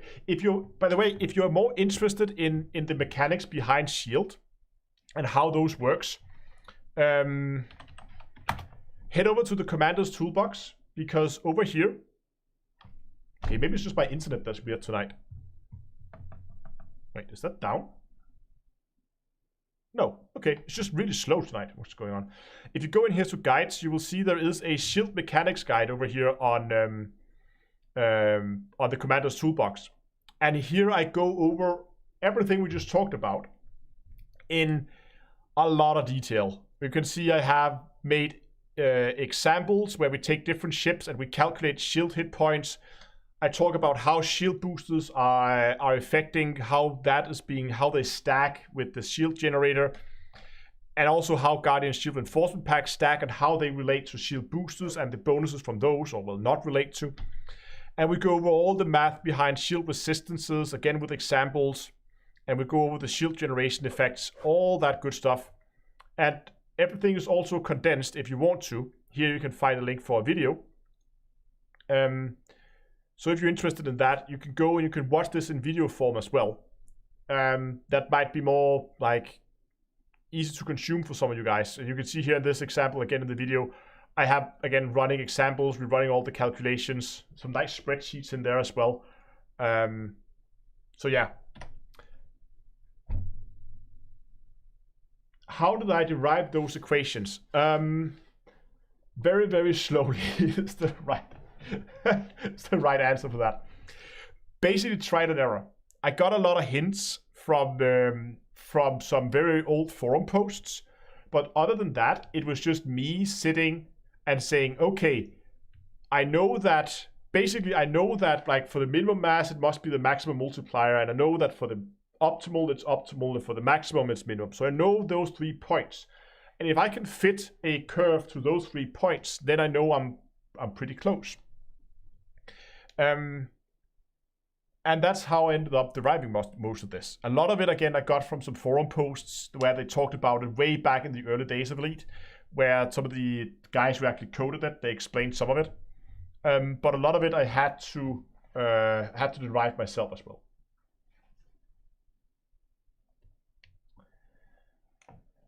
So why are we engineering the basic alloys and not? So why, when we engineer the basic alloys, not changes the hull mass? Aha! Because the alloy is not actually the alloy is not part of the hull. This is the armor plating outside of the hull, and you can see that the normal alloy armor plating has 0 mass. So even though you go, heavy duty and deep plating, and you get a 30% mass increase. 30% mass increase of nothing is still nothing. So you have the basic hull, and on top of that you plate your armor, and you just the lightweight alloy, which is no mass. It's apparently counted in. I don't know. It makes no sense how you can plate no armor on. I don't know. Just internet magic. Yeah, lightweight alloy might be included in the hull mass of the ship. That would make sense. But then why don't you drop the hull mass when you engineer, or increase the hull mass? That's not, no. The logic, like the physical logic, like how the ship should be built, that makes no sense. But the mathematics behind it makes sense. As Pepper said, it's FDev logic, yeah. The lightweight alloy has no mass, and when you add any percent to that, you still have no mass. Okay, that got a little technical there, but I think it's time for me to call it for tonight. I really hope you enjoyed the live stream today. Gonna hop down here. Yeah. So that's going to be it for today. Thanks a lot for watching, guys. I hope you enjoyed the live stream today. I had a ton of fun. These live streams are always fun. I'll most likely do this again in the future. I'm probably going to be hanging out over on Discord after the live stream. I am going to be sitting and investigating my the popping thing that's been going on with the sound, so we can get that sorted out for the next live stream. But yeah, do drop by Discord. It's a nice community. We play other games than just Elite. We also play, there's some a pretty active group of people playing Star Citizen over there now, if you're interested in that. But also just, you know, general rambling and hanging out in the voice chats and talking. And again, I'll try to hang out over there as well. I'm over there most evenings. You also find a whole host of links in the chat now. There are links for all the social channels if you want to follow me on any of those. And you will also find a link for Streamlabs where you can donate to the stream, as multiple people have done today, and thank you very much. It is very, very much appreciated. You can also find a link for Patreon if you want to support the channel on a more recurring basis, on a monthly basis. And as always, donations and Patreon, all the money goes to upgrading the live stream. If I have broken equipment or broken cables, that would be something like that Patreon and the donation money goes to fixing that, so that we can get that audio quality back to where it were. if there's anything broken. Hopefully there's not. And of course there's a link for Discord, and yeah, I think that's gonna be it for today. Thanks for watching, guys, and until next time, I will see you guys in space.